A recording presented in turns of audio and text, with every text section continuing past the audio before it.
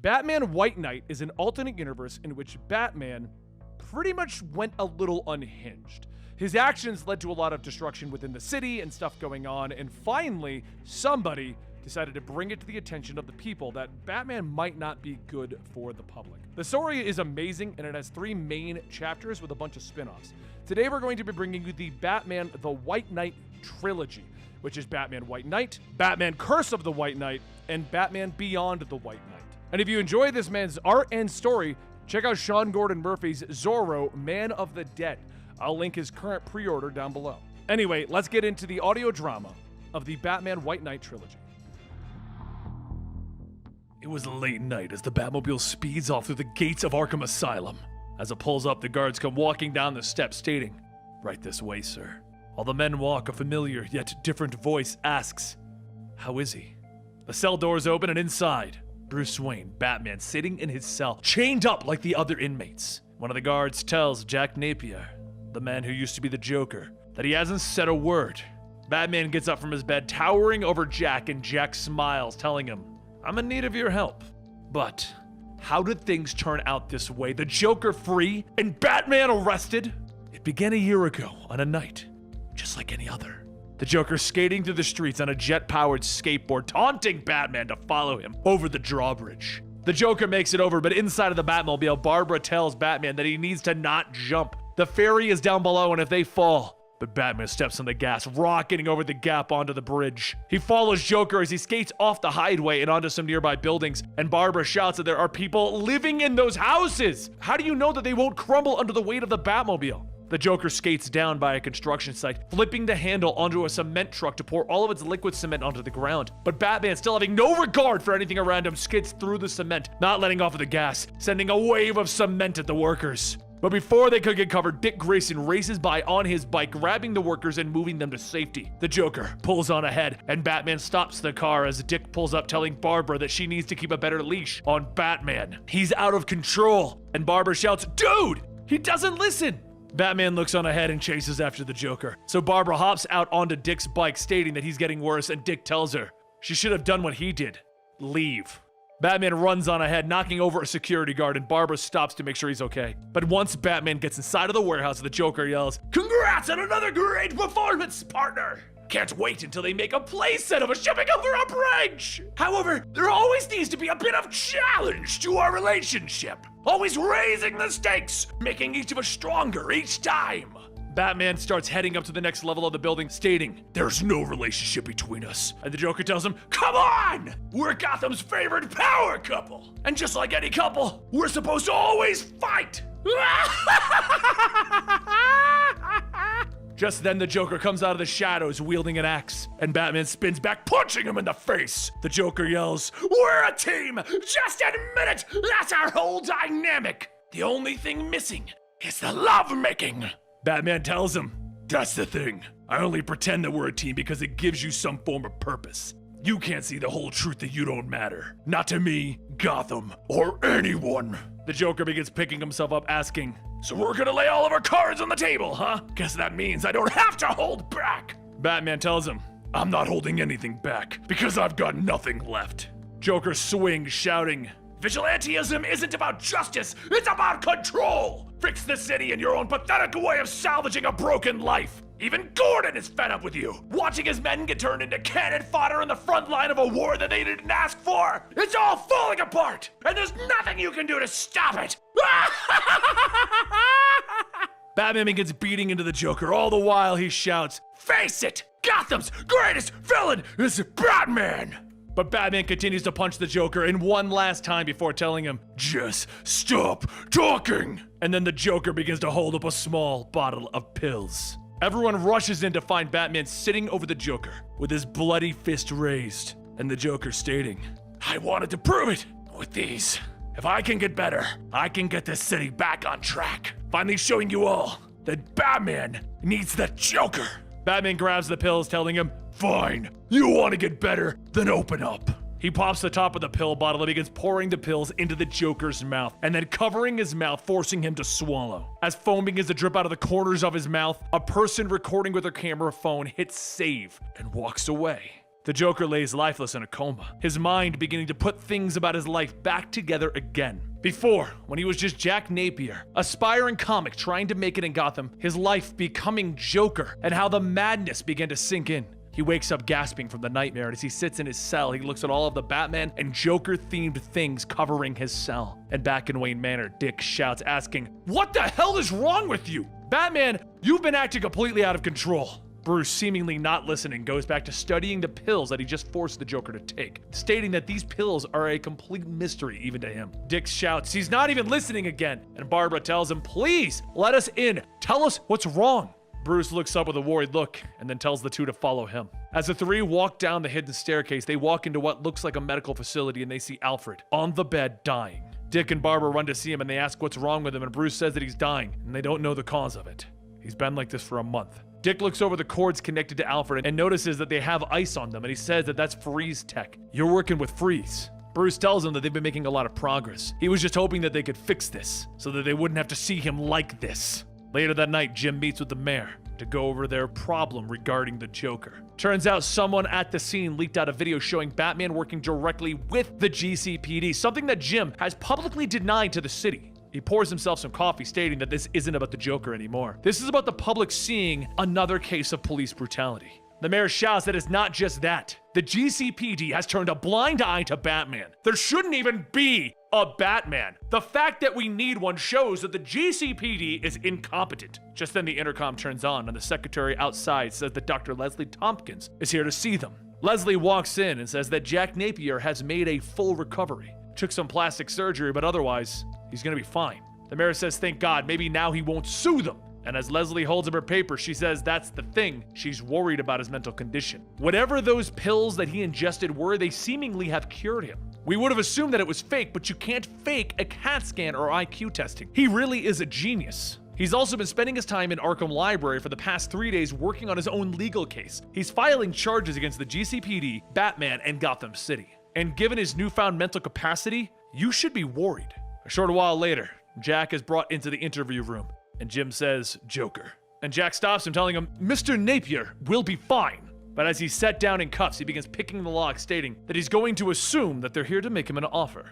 Jim gets up, telling him, you're lucky we don't add more time to your sentence for... And Jack talks over him, asking, for stealing a scooter, please. Batman caused more damage than I did. So here's what's going to happen. We're gonna go to trial. I've been taking the rap for Batman's reckless vigilanteism for far too long, and now it's your turn. Jack places his arms on the table, going on stating that Batman has been endangering innocent individuals by driving an unlicensed, weaponized tank. He then endangered a construction site by plowing through a cement truck and injuring 3 people, knocking over an innocent guard. He then trespassed and destroyed thousands of dollars in medical equipment while assaulting me as I tried to surrender. And all the while, the GCPD did nothing but stand there and watch as Batman violently made me swallow those pills. So, if you won't arrest Batman, then I have no choice but to file suit against the GCPD to answer for his crimes. It is time to show Gotham that it's better than the Joker in the Dark Knight. So now, I'm going to be its White Knight.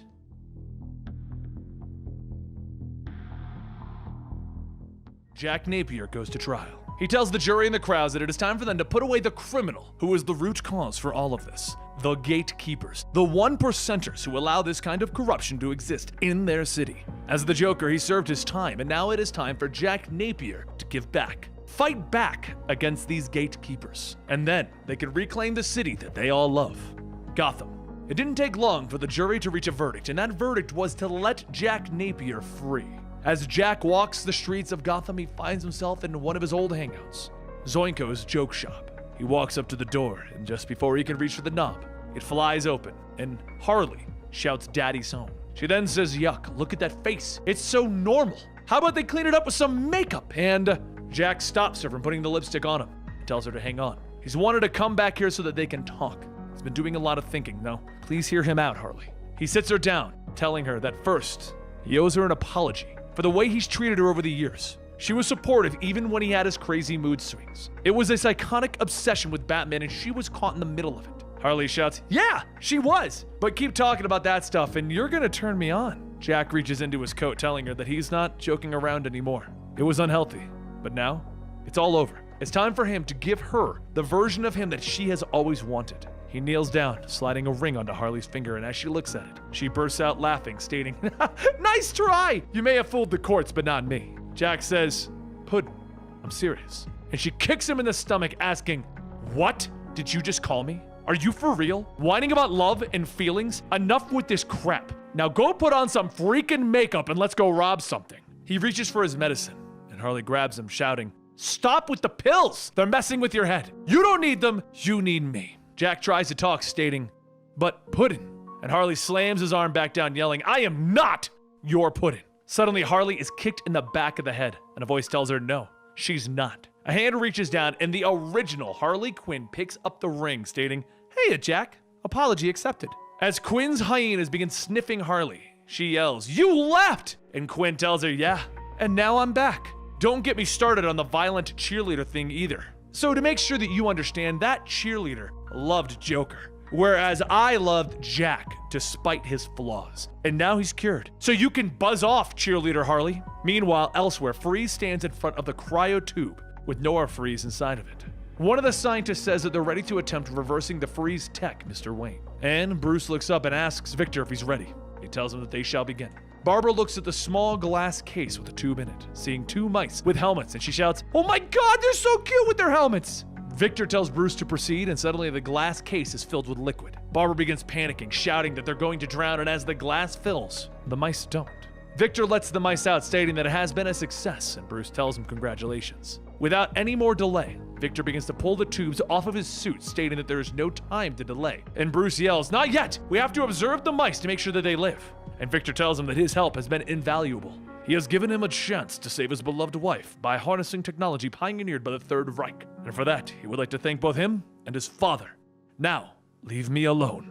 Victor begins turning the dial, and Barbara asks, does he really think that he doesn't have a million ways to stop him? And suddenly, Victor's helmet fills with the same liquid used on the mice, and Bruce quickly runs over to remove it. Victor gets back up gasping, but his skin begins to age rapidly, bringing him to his current age. Bruce says that this is what they were hoping to avoid. He was frozen in his 30s, and it's been about 50 years. Victor gets back up stating that he feels warm. And Barbara yells, the mice, they died from old age. How do we know that Nora will survive this? And Bruce tells her, we don't.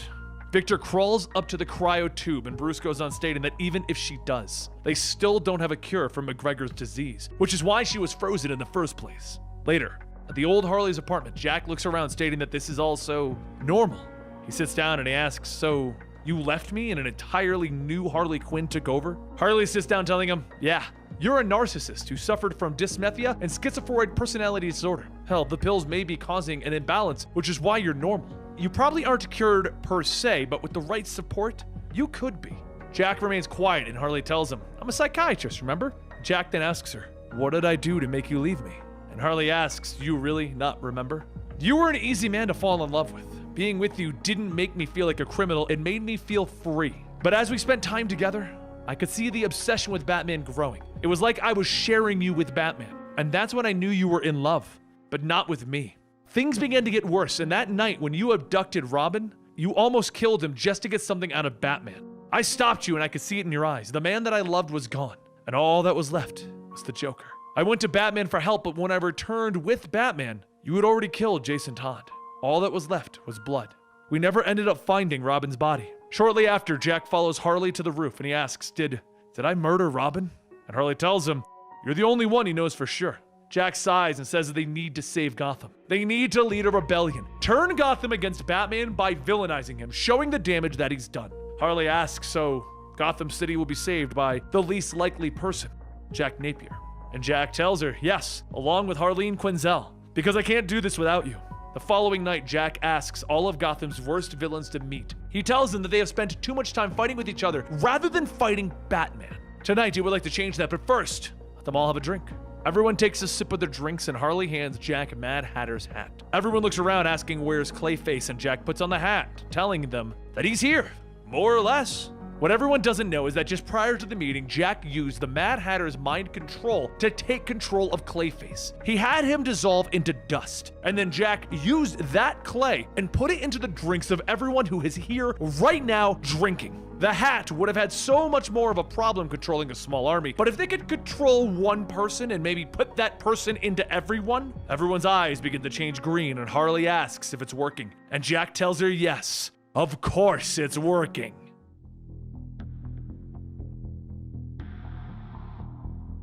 Over at Zonko's, the new Harleen begins to get dressed, stating that he's just a liar. After taking so many of those damn pills, like a damn drug addict, she's going to destroy the Joker legacy. The worst part, she's enabling him. Anything for her desperate romance. She's just holding him back. Think that he won't break loose, but the Joker, he's more than just a man. He's a riot.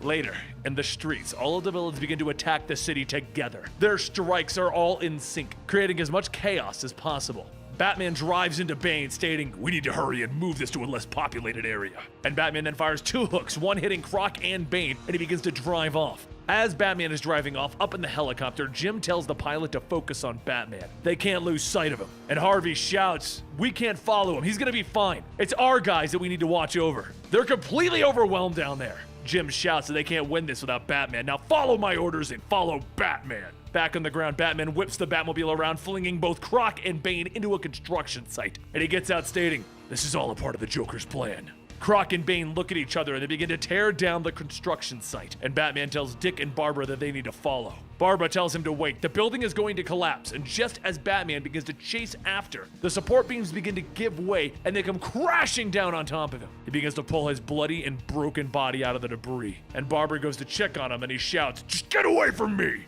He crawls into the Batmobile, telling the computer to set auto drive, medical protocol, Wayne Tech hidden entrance. As it begins to speed off, Jim's helicopter touches down, and Harvey shouts asking, "What are you doing? We just left the others. We used to be cops." Barbara looks back at Jim and asks, what is happening to them? As the cops clear out, Jack heads over to the law offices of Hill and Hill, where Croc and Bane created the destruction, and Harley says, "It worked." Jack tells her that it did. With the police busy with everyone, they could finally get what they came looking for.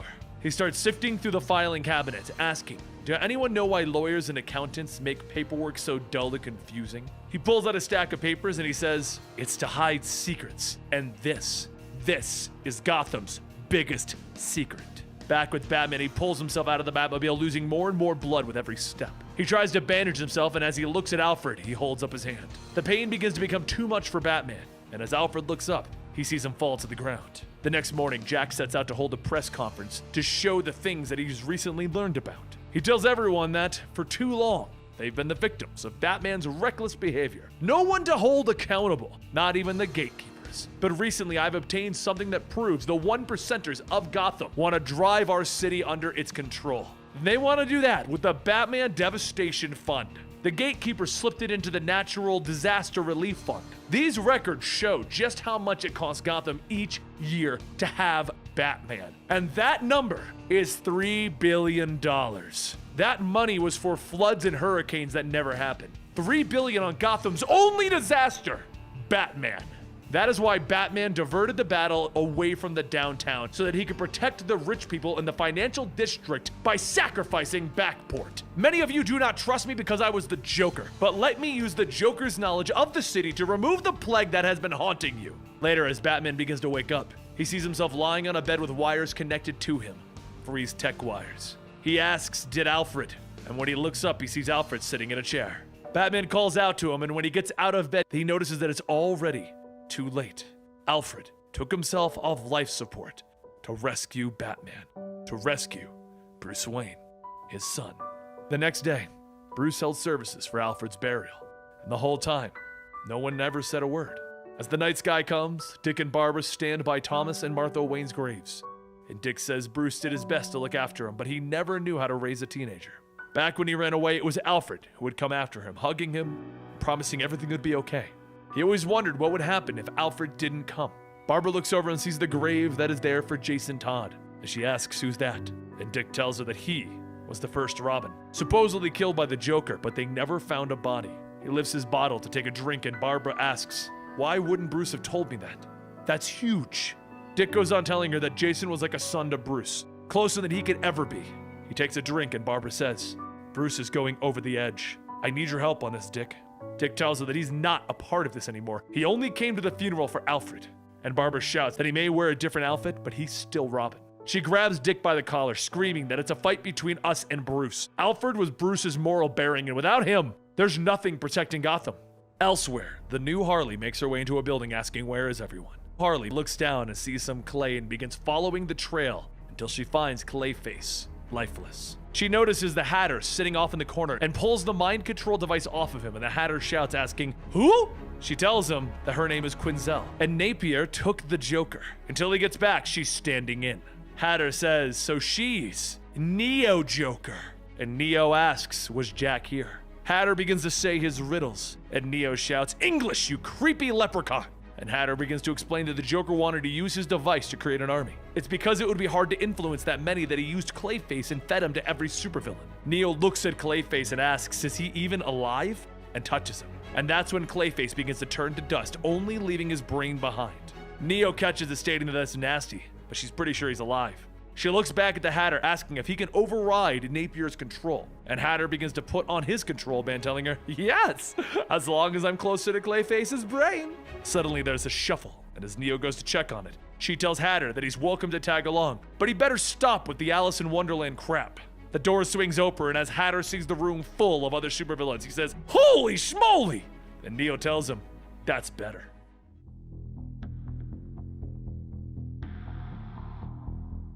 As a new day begins in Backport, Duke, native to the borough, holds a rally telling everyone at first he didn't trust Jack Napier. He thought Jack didn't understand Backport or what it stood for. But all of that changed. Jack's actions showed that he cared about them, and in turn, he earned his trust. God knows that he doesn't look it, but Jack Napier, he's one of them. And that is why he is voting for Napier as councilman. Jack pulls the curtains down, revealing his new campaign, and Jack takes the mic, telling him that he is honored to be here today. Many of you may know who I am, or who I once was, but that has changed. I am here to work for your forgiveness. It is time for Gotham's elites to give the power back to the people that it truly belongs to, you. Together, we will show the other boroughs how to get things done.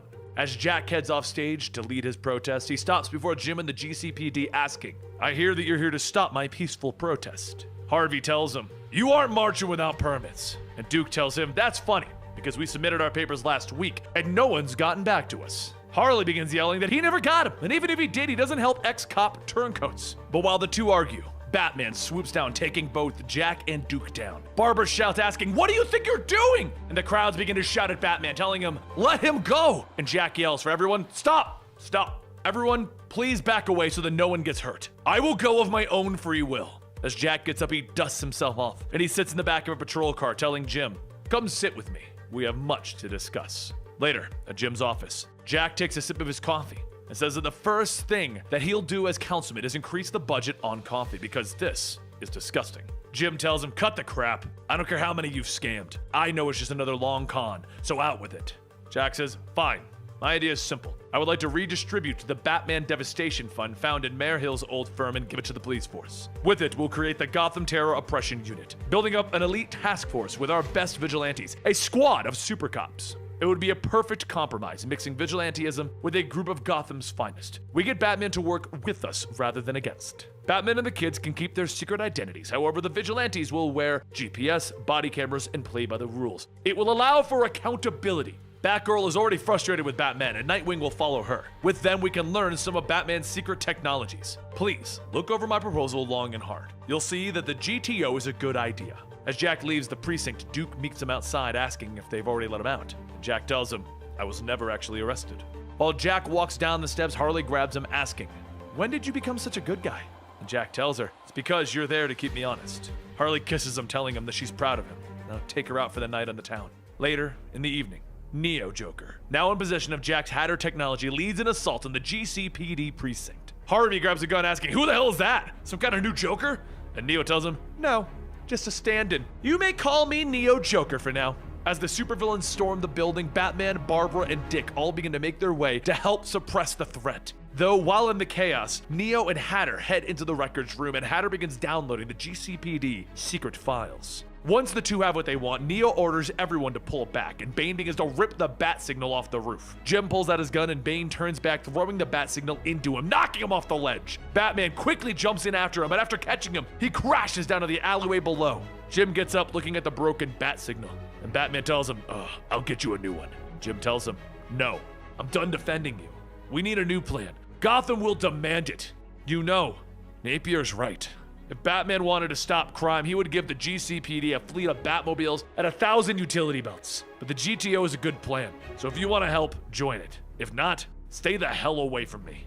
With that, Jim leaves a speechless Batman in the alleyway. Back at Jack's apartment, he watched the news on the recent attack against the GCPD, and he tries to use the control device to call the villains back. Harley tells him that it's gotta be her. They have to stop the other Harley, Neo. She's planning on stealing him from her. But a voice then asks, why don't you let him decide for himself? And Jack and Harley turn to see Neo standing in the doorway. Croc then grabs Jack, slamming him into a wall. And Neo tells Jack, come on, let him out. I know the Joker is in there somewhere. The Joker is held prisoner by those pills. And Jack asks, what? You want to force me back into my psychosis so that you can reclaim your fake romance? It was never real. You were fake. Croc releases Jack and Neo pauses for a moment and says, no, you're just wrong. I just need to draw him out. The way I'm going to do that is I'm going to be the one taking control of Gotham. Joker's massive ego won't allow me to surpass him. Later that night, Jim calls Barbara and Dick to a warehouse, and Dick asks, where are they and why are they here? Jim says they really need to talk to them. And Barbara says, they? And Jack Napier steps out stating, I'm only asking for 10 minutes of your time. He leads the two of them into a warehouse stating, your vigilantism isn't working. I've come up with a method that we can all work together and adapt to change. Jack then shows them new Batmobiles, stating that he only wishes to help them. Together, we can make a fleet of state-of-the-art Batmobiles. There will be better coordination, less collateral damage, and this will be run by Commissioner Gordon. Jack tosses a set of keys to Barbara, telling her that the best part is, you'll all get your own Batmobile. Meanwhile, at Neo's hideout, Neo sighs, stating that destroying the police headquarters didn't shake him. She's gotta think bigger. Only if the Joker was here, she really misses him. Hatter looks up from his table asking how long were they together, and Neo explains that it all started when she was working back at the bank. See, she used to be a cutter. One day she wondered how many cuts she could make before people would notice, and then he showed up. The moment Joker pointed a gun at her, she realized that she actually wanted to live. She would do anything to live, even help him rob the very bank she worked at. It may have been because she looked like Harley that Joker let her come along, and eventually he gave her one of Harley's old suits to wear. But after the bank robbery, Joker took time to bandage her wounds. And while it may have been Stockholm Syndrome, she started to believe that that is where she belonged. Hatter asks what was her name before all of this, and she tells him Miriam. Miriam Drews. Hatter then says that maybe it's for the best that she got away from him. And then there's a ding, and Hatter says it looks like they're in. He looks at the files, and Neo asks what they're looking for. And Hatter tells her that it would give her an advantage over Napier. Neo reads through and finds out that there's a lot of security around Victor Fries. Wait, Fries was a Nazi. How old is he? The two of them begin to read the files, and Neo then looks at an old photo and asks, who is Fries shaking hands with? And Hatter says that that is one of the wealthiest families in Gotham. Victor Fries, the Nazi, worked with the Waynes.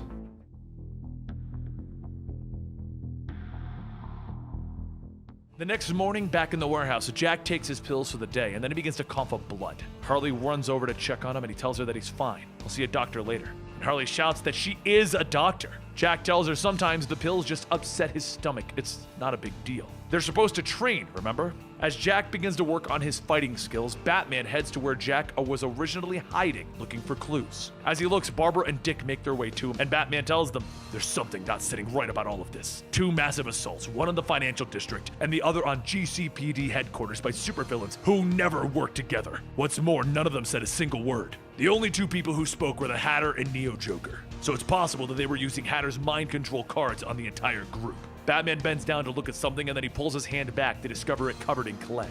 Dick tells him that none of them saw any of the Hatter cards, and Barbara asks what's on Batman's fingers. He tells her that it's clay. Clayface was the only criminal not here. He must be involved in this. He bags up the sample, and Barbara begins to say that there's something else. And Batman quickly says, you want me to join the GTO? There's no chance in hell that I'm teaming up with Jack Napier and the GCPD's new attack force. Dick tells him that Napier has changed, and Batman tells him nothing has changed. Joker got out of Arkham and is trying to hurt Gotham with his latest scheme. We've all seen it before. Dick walks up to Batman telling him, yeah, until Napier breaks a law, there's nothing we can do about it. And Batman tells him, you want him to win, don't you? Because it'll prove me wrong so that you can believe that he's better than me.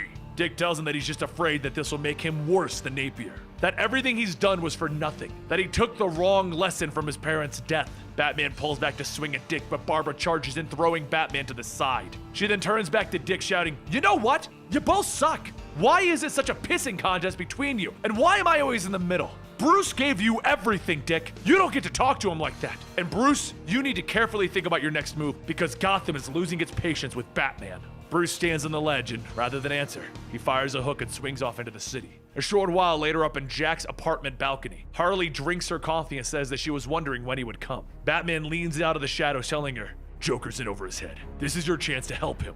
And she asks, so you can put him in jail? No thanks. Batman takes out the clay sample and says, I know Joker used Clayface to manipulate everyone. And Harley says, his name is Jack, and if you can prove it, then arrest him. Harley goes back stating, Jack isn't a villain anymore. Whatever his sins are, he's put the city on the right track. So I'm begging you, please let it go before it's too late. Batman turns and punches a stone pillar, destroying it, shouting, am I the only one who hasn't lost my mind yet? Can't you see that he's a violent, psychotic maniac? Harley then says Jack has changed Gotham forever, but he can't see it because he's so obsessed with figuring out how it all went wrong. He and Jack want the same thing, but he won't get it unless he works together with him. Batman doesn't respond, jumping off the balcony, and Jack says that he's never heard Batman yell like that before. Harley tells him, just stop it. I meant everything that I said. Maybe if the two of you weren't so stubborn, you would realize how similar you both are. Later, outside of Wayne Manor, Hatter looks through his computer and says the security system here is military grade. What could Wayne be hiding in there? And Neo asks, so what? Who cares if Wayne has secret Nazi records? And Hatter laughs, stating, patience, my dear. Information is the key to power. Every successful criminal knows that. Now, if we can just learn the secrets of the Waynes. Neo gets out of the van shouting, forget this! Hacking in is taking too long. And Hatter asks, what are you going to do? Storm the fortress? And she yells, no, I'm the one in charge. And yes, suddenly vines begin to creep out of the walls and up into the mansion, and Neo stands with Poison Ivy. She says, see? I'm gonna knock the gate over. Ivy makes her way in, using her vines to feel for any hidden areas, and then on the second floor, she finds a hidden room. Neo pushes back the false wall and looks around, stating that no one has been in here for a long time. Hatter runs over to the table looking at a series of blueprints and says that this is it. The files on the Freeze family and the SS. It looks like the project involved hidden tunnels that run throughout Gotham. This is what we came for. Suddenly there's a creak of wood and Neo tells Hatter to be quiet. Someone's here. And Bruce runs out in his pink robe shouting, oh my lord, you hooligans, get off my property! As Neo and Hatter run out, Ivy drags Bruce with them and the three hop back into the van to make their escape. A short while later, a car pulls up and Dick gets out asking what happened. And Bruce says that he's not sure. They broke in and they found a hidden room that even he didn't know about. Harvey pulls it behind and yells that he's got them on the radar.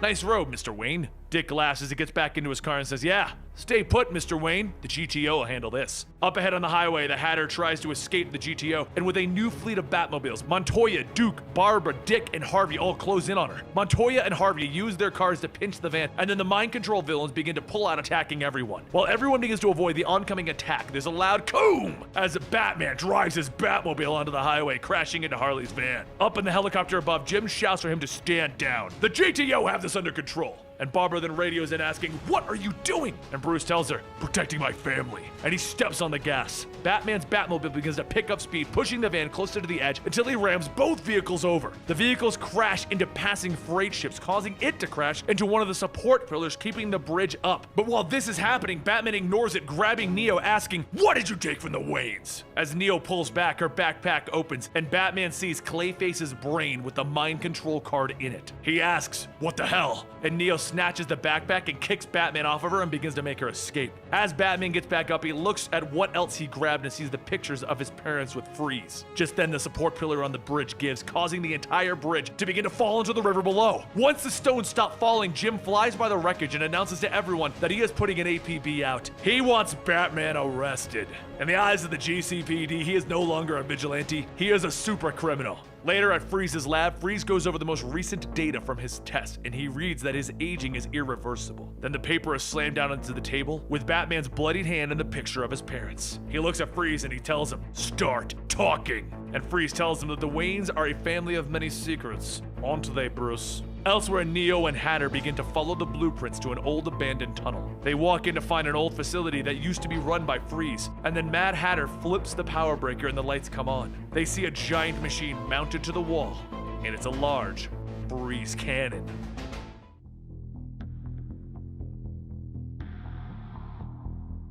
With the manhunt for Batman underway, Jim sits down with Nightwing and Batgirl in his office, asking one question, the one question that everyone wants to know. Who is Batman? Both Barbara and Dick tell them that that was not a part of the deal. They would join up as long as that knowledge was kept secret. And Jim says that he doesn't like it either, but Batman's left him no choice. His recklessness put Gotham Gate Bridge into the bay, allowing every super criminal to escape. Dick tells everyone that he'll help bring Batman in, but not like that, not revealing his identity. Jack Napier then says, Nightwing is right. He broke the law as Batman and he needs to be arrested as Batman. Once under arrest, we'll remove the mask for everyone to see who he really is. And Dick says it again. I will help you take Batman down, but the mask stays on. That is non-negotiable. Barbara asks, after everything that he's done for you? You should all be ashamed. You owe him another chance. Batman has served Gotham for decades, and now you're willing to ignore all of that for a seemingly reformed Joker? Well, I won't be a part of this any longer. Jack places his hand on Dick's shoulder, telling him, you did the right thing. And Dick turns back, punching Jack Napier, shouting, I'm here for Gotham, not you. Jim grabs another cigarette, stating, we need a plan to corner Batman. Our GTO cars are tough, but not Batmobile tough. Duke suggests that they probably use an EMP to stop Batman, but they'll run into the issue that all of their GTO cars will be fried as well. Montoya then says that they need something as tough as a Batmobile, but something analog, something old school. Jack asks, do you have anything like that? And Dick tells them, no, but I can steal one. A short while later, the original Batmobile speeds down the highway, catching up to Batman's modern Batmobile. Jim, sitting inside blindfolded, asks if everyone's in position. And everyone calls out Roger over the radio, but from there, everyone begins to move into position to force Batman to take a sharp turn through a warehouse. The autopilot for the analog Batmobile follows Batman close behind, and once both of them are inside, Montoya calls out to light them up. Several spotlights turn on, shining down on the two Batmobiles, and as Batman shouts, trying to cover his eyes, Jim says that he's turning off the engine. Now, as the EMP hits and Batman is still dazed from the lights, Jim takes off the blindfold and turns the car back on. He starts to give the Batmobile more gas, and he says that he's sorry for doing this, but someone's gotta get through to you. He rams into the side of Batman's car, causing both of them to crash into the nearby power line. He then slowly crawls out from underneath the wreckage, and Batman tells him, he'll always be the Joker. We know this. And as Jim gets out, he coughs.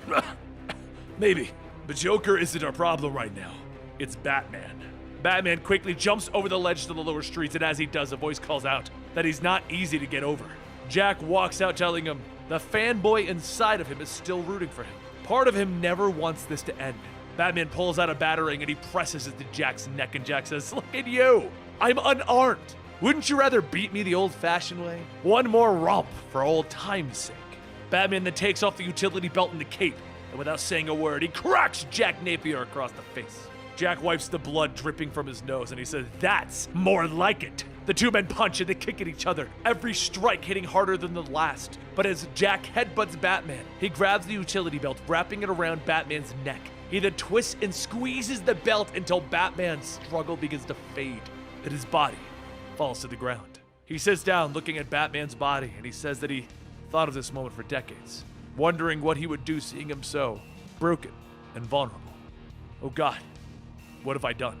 Later, as lightning strikes over Arkham, Jack walks through the gates, carrying the body of Batman. As the officers help set him down, one mentions that they'll finally get to see who this guy is, but Jack shouts, no! We agreed to keep his secret. Those were the terms. And just as he says that, the sky lights up and the Hatter tells Neo Joker that her patience has paid off. She is the most dangerous villain in the history of Gotham. Ready when she is. Neo smiles, telling him, hit it. And a blast of cold air hits the city, freezing everything that the cold cannon has been aimed at. Everyone scrambles to get into the air, and as Jim looks out of his helicopter, he sees on the building two words, send Joker. A short while later, over in Freeze's lab, Barbara shouts, stating that the technology was pioneered in the final days of the Third Reich. Is that giant cannon in the middle of Gotham Harbor his? Does that belong to Mr. Freeze? Freeze continues his work, telling her that she must be the lab assistant that was with Mr. Wayne. And Barbara quickly remembers that she's still in her Batgirl costume. Freeze tells her that he's already aware of who Mr. Wayne is, and your secret is safe with me. Barbara then asks how did he know, and Freeze says that when Bruce lost a lot of blood, the butler insisted that the Freeze tech be transferred to Mr. Wayne. Barbara then asks why would he help the Waynes, and Freeze explains that it started a long time ago when I met Mr. Wayne as a boy back in World War II. Thomas helped with the Allies in creating a secret program that utilized valuable Nazi assets, high-ranking prisoners like my father, Baron von Freeze. to almost convince the Allies to let my father continue his work so long as it was for medicine. However, the facility that was built for my father was ultimately turned into a weapons facility, and thus my father created the cannon. You now have what you want. It's time for you to leave. And Barbara asks, so you're not coming to help us? And Freeze tells her that his father built a cannon, he knows nothing about it. Now leave me and my wife in peace. Back with Jack Napier, he takes more pills and Harley shouts that he's taking way too many. He swallows the pills, yelling that he can't stop. If he stops, the Joker comes back. The pathetic Hot Topic shoplifter is in over her head. Harley grabs him, shouting, she is not pathetic, she is a person, a flesh and blood woman who loved you and wanted to give you everything. Jack pulls away, grabbing one of his coats, telling her that she is an oversight. I can handle her. And Harley tells him that he had a good run, but he's in way over his head. Maybe it's time to hand this over to someone with a little more experience in fighting dozens of super criminals. Jack leaves, asking her, how can you seriously be suggesting that? I just spent a year proving Batman's methods didn't work. He gets ready and he heads over to the GCPD. All the while, the officers begin yelling and shouting, asking what they're supposed to do. Jim says that the White House has declared a state of emergency, and Jack yells that they don't need help. This is a Gotham City problem and we can handle it ourselves. He turns back to the crowd, telling them, all we have to do is wait for the military to get here. But as Jack grabs his head, the color of his skin begins to go white, and the maniacal laughter of the Joker can be heard as he begins to shout, and we'll give the Neo Joker exactly what she wants!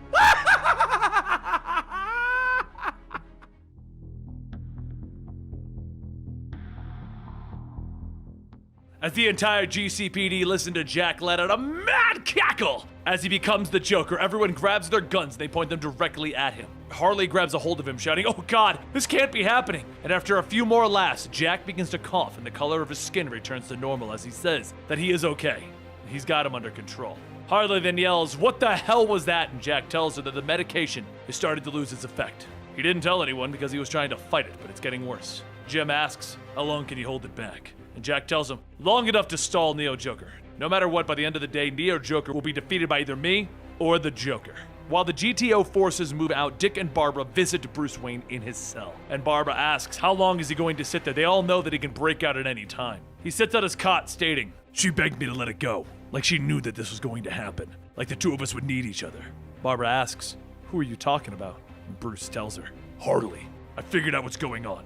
Joker will come for me. Neo Joker is too powerful, and soon, he won't have a choice. Meanwhile, over at the freeze cannon, Neo surrounds herself with all of the villains still under the Hatter's control and tells Jack that she knows him. She's known him for years. She saw the Joker being buried by that same man who was threatening to take him from her. So she indulged his darker side. She became evil Harley Quinn in hopes of the Joker returning, and then she freed him. Jack says, you can't do this. And Neo yells, let him out! Because the only one who could stop me from destroying Gotham is not you, Jack. Jack remains quiet and he finally tells Neo, you win. I'll bring you the Joker. He turns and Neo asks, where are you going? And Jack spins back around as the Joker, shouting, you will not question me! You want me back? Then we do it my way! Once Jack steps out of the small cottage, Harley follows him and Jack says, I turned this city upside down, exposed the corruption and ended vigilantism. All I wanted was for people to see the truth, that Gotham's problems aren't special. They don't need a lawbreaker like Batman. I followed the rules and it still didn't work. What's worse is all of this is my creation. Harley asks him, are you in there? Am I speaking with Jack? And Jack sighs, telling him, that should have worked. Harley turns to him asking, who are you kidding? You used every criminal to scare them into giving you power. You weren't playing fair from the beginning, and now's not the time to start. Neo Joker can still be defeated. You just need a new way to rig the game, and that's by doing something the Joker would never do. Work with someone that she would never expect. Later, in Batman's cell, Jack opens it up and he tells him, I need your help. Batman stands up telling him, I'm gonna take a wild guess and say that it was Harley who told you to come here. You're sharp, but you still aren't seeing all of the angles. Jack asks him, so you'll help me? And Batman tells him, I will always help Gotham. But before I do that, we have to agree on something. After all of this, I want a full confession about everything. How you attacked the financial district. All of this happening because of you, and ultimately, your responsibility in the creation of the Neo Joker. Explain to everyone how you exploited the legal system and the lies. Tell everyone that regardless of who you try to be, deep down, you will always be a murderer. Always the Joker. And Jack yells, I'm Jack Napier, not the Joker. I turned Gotham into a better place. And Batman tells him, but you broke the law. And Jack shouts, so did you! You might think that you're better than the Joker, but you'll never be better than Jack Napier. Jack then uncuffs Batman, and as Batman leaves, Jack jumps up behind him, stating that, I will give you the confession only if I take the entire rap. Harley goes free. Batman sits down to the Batmobile and tells him, your confession for Harley's freedom, only if you tell me what happened to Robin, what happened to Jason Todd. Batman hits the gas with Jack sitting next to him and he tells him, I want to remember, but the Joker is holding it over me because it gives him power. Batman waits for a moment and then he tells him, you better make him say it. Close your eyes and concentrate. He tortured Jason because the Joker wanted something. Jack closes his eyes and he begins to think back and he slowly begins to remember. Jack says that the Joker was jealous of Jason. The Joker wanted to know who Batman was. He wanted to know his true identity. Just before killing him, Jason finally broke. He said, I wish I'd never met Bruce Wayne. And then the Joker let him go. Batman stares at Jack and he asks, he's alive? Why wouldn't Jason return to me then? And Jack tells him, because he was broken. Not only by the Joker, but by Batman for making him Robin in the first place. The Joker let him free so that the game could go on. Batman would suffer more thinking that Jason was dead than knowing the truth. Batman then asks, if the Joker knew that I was Wayne, why didn't you say anything? And Jack stops him. Oh, I knew that you were Bruce Wayne. I've known for months. Ever since I uncovered the Batman Devastation Fund, I learned that it wasn't paid for by taxpayers. It all came from companies that Bruce Wayne owned. Bruce stares for a moment and then he goes back to driving and Jack says, I know everything. There's a lot more to the Waynes than you think, Bruce. A short while later at Freeze's lab, Freeze leaves Nora to rest and Bruce says that she survived. Freeze says, thank God, yes. I won't wake her yet. What am I supposed to do? Tell her how my father's evil haunts us even to this day with that cannon? Bruce tells him that she won't see it because he's gonna help them fix it. So Freeze grabs a chair sitting down stating, I already told the woman in red hair that there's nothing I can do. The only thing I can offer you is knowledge about the tunnels. Thomas constructed those tunnels to help Gotham move supplies and medical equipment. It was a vast network. Thomas must have a map of it. Bruce then says, Neo, Joker, and Hatter stole that map. And Freeze sighs, stating that he knows where they are. They used to sneak out to see Nora. Later, after returning to the GCPD, Jim looks at the map and says, after all of this, we still don't know anything about these tunnels. Well, our next step is going to begin our invasion. There are 7 entrances, and we're going to fill them with 7 Batmobiles. Jack tells everyone that they're going to need to forget about the GTO cars. He has something better. He leads them into the next room, and everyone looks down in the garage to see Batman and his fleet of Batmobiles. Jack smiles and says, Batman and me working together. It's the last thing that she'd expect.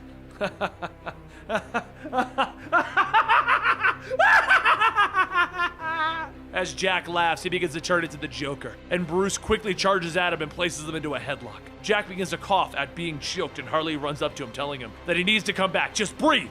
His skin slowly begins to turn back to normal and he coughs, telling him, I got it, he's under control, it's okay. As everyone looks around, every officer has their gun pointed at Jack again, and Batman tells him, Jack, rise with me.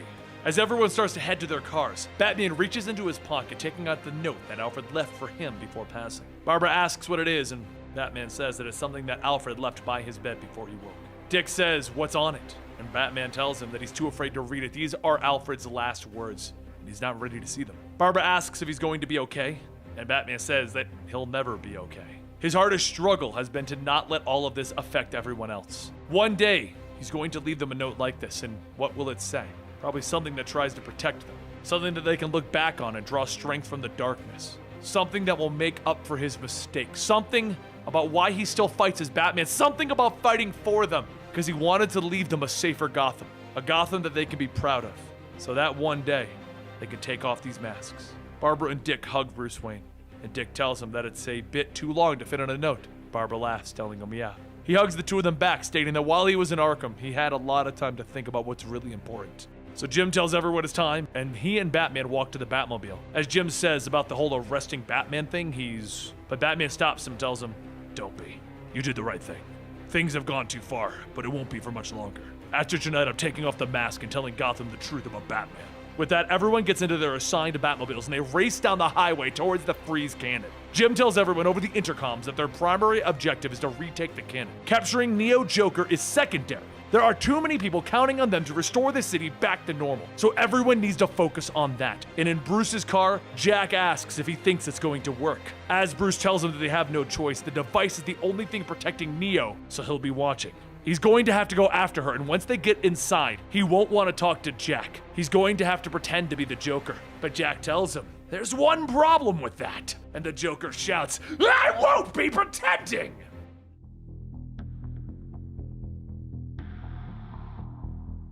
As Batman silently stares, the mad cackling of the Joker fills the Batmobile. And the Joker shouts, "I was always wondering what it's like in here. Very dark and gloomy, very Batman. Could use an air freshener though. Sandalwood perhaps." Batman shouts that he needs to speak to Napier.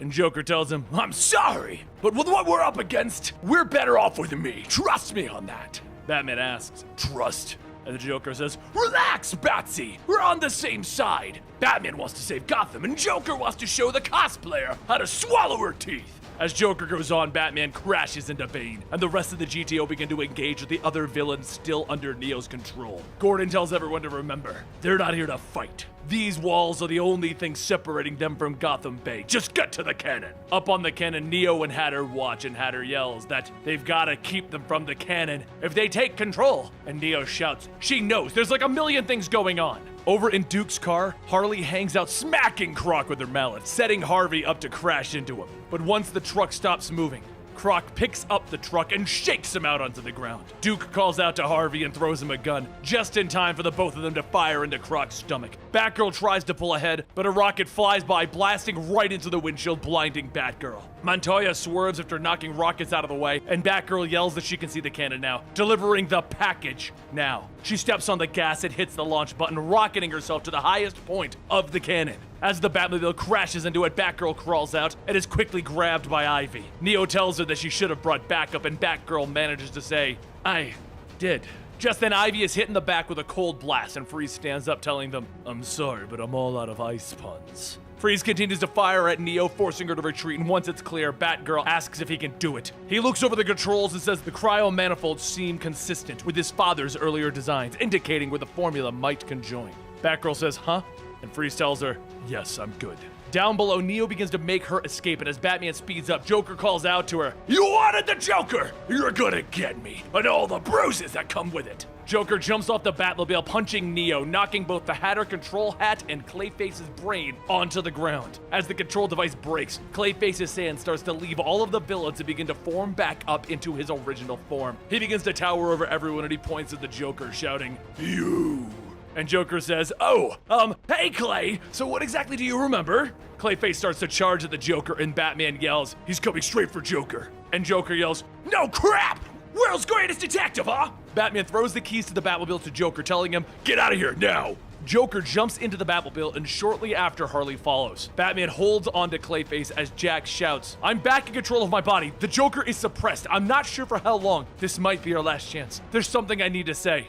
You were right. Only you knew the Joker's biggest secret. That buried inside of him was a good man.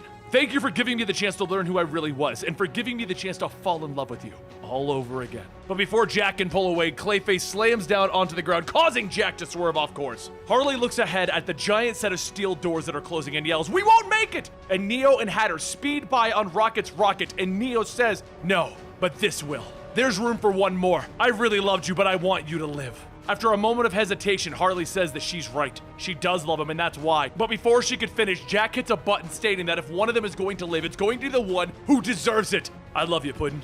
Now get going." As Neo inches ahead, an explosion goes off as Jack hits the steel doors, and through the smoke, Harley shoots out riding on a bat cycle. She looks back, calling out, "Jack!" And she looks at Neo, and her sadness turns to rage. Back on the cannon, the force from the explosion sends cracks throughout the tunnel, causing the inside of it to flood. Batgirl tells Freeze that they are running out of time. It's now or never. And Freeze hits one last button, speaking to his father, that he hopes he's watching. This is for Thomas Wayne. Suddenly, the cannon fires again, but the heat begins to thaw out the city, giving life to those that have been frozen. And while that goes on, Batman jumps into the bay looking for Jack, finding him unconscious. He pulls him out of the water and begins to give him CPR, and Jack begins coughing up water, asking, "Where's Harley?" back in the tunnels, Harley and Neo are racing against the giant wave of water that is following them. The two ride along the walls and they find a sewer to escape, and just as they fly into the air, Harley grabs onto Neo's backpack. The two fall into a nearby building as Harley begins to punch and she shouts, "He's dead because of you!" Neo struggles, yelling, "I was trying to save him from those pills! They were turning him into something that he wasn't!" Harley then pulls one of Neo Joker's knives from her back and says, "He was always Jack Napier!" And she stabs Neo in the chest. Harley then picks Neo up and Neo says that she's got to admit, when we both fell in love with him, he was always the Joker. You don't want to admit that you fell in love with an abusive, loveless serial killer. Harley brings the knife up yelling, "No! I loved him in spite of all of that!" And just before Harley could stab again, Duke comes over the radio. He says he's not sure if you can hear him, but Jack's alive. A short while later, back over at the pier, Jack tells Batman, "You should have let me drown. I would have died a hero." And Batman says, "I would never let that happen." Jack asks, "What? Not letting me die or not letting me be a hero?" And Batman tells him, "Pick one." A few seconds later, Harley pulls up with Neo, excitedly yelling, "Puddin'!"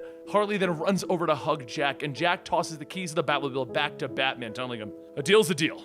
Here's a copy of my confession. Now take me back to Arkham. But I do have a request. Can you at least allow me to return before I revert to the Joker? Allow me to walk through that gate while I still have my dignity." As Gordon brings Jack to his nice, newer cell, he says that it's a small gift, a thank you from Gotham. Jack looks around, telling him, "Thank you. I have one last request. Marry me and Harley before we're out of time." A short while later, as the sun begins to set, a priest comes into the cell and says, "Do you, Harleen Quinzel, take Jack Napier for better or for worse until death do you part?" And Harley says, "I do." And as the priest asks Jack the same question, the color in his face begins to fade and he begins to cough up blood. He falls to the ground as the priest continues, and the priest finishes with Joker grabbing Harley by the head, shouting, "I do!"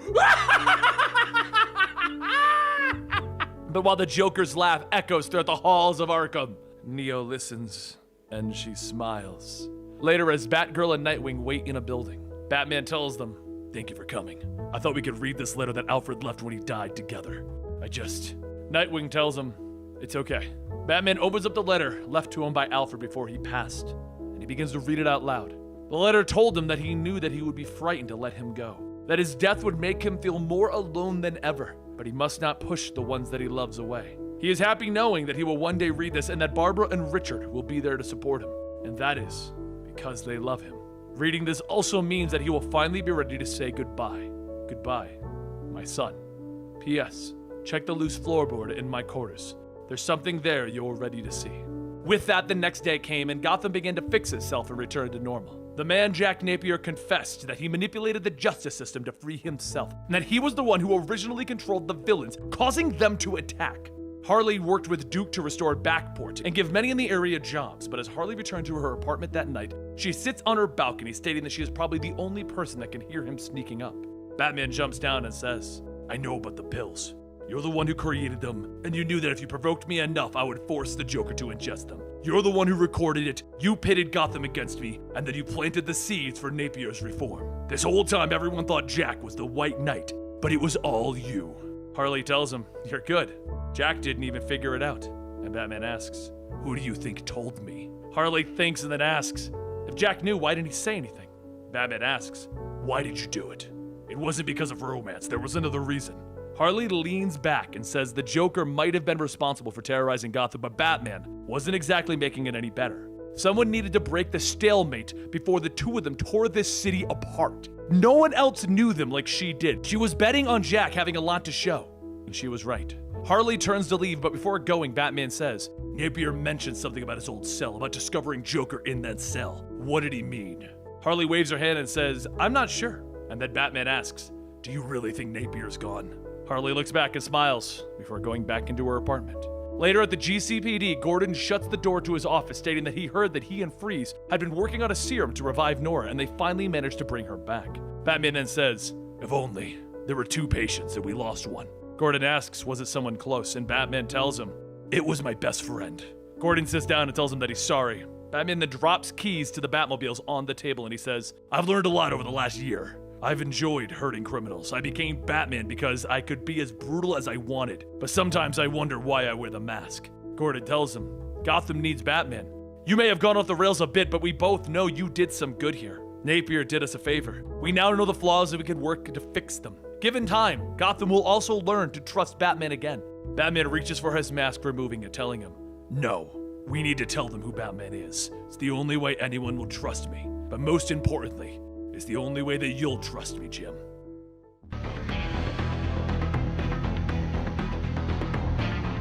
Laughter fills the halls of 1685 Arkham Manor as its current owner and ruler, Lafayette Arkham, wildly charges into battle. Edmund Wayne holds out his sword, telling the crazed general that he does not wish to kill. Surrender and leave the valley and give back what belongs to him. Lafayette grabs onto Priest Bakar and holds a blade to his neck, asking if he's willing to pay the price. It's at that moment that Edmund cracks his whip, pulling Lafayette off of Bakar by his neck, asking what price. Lafayette shouts that Gotham Valley is cursed.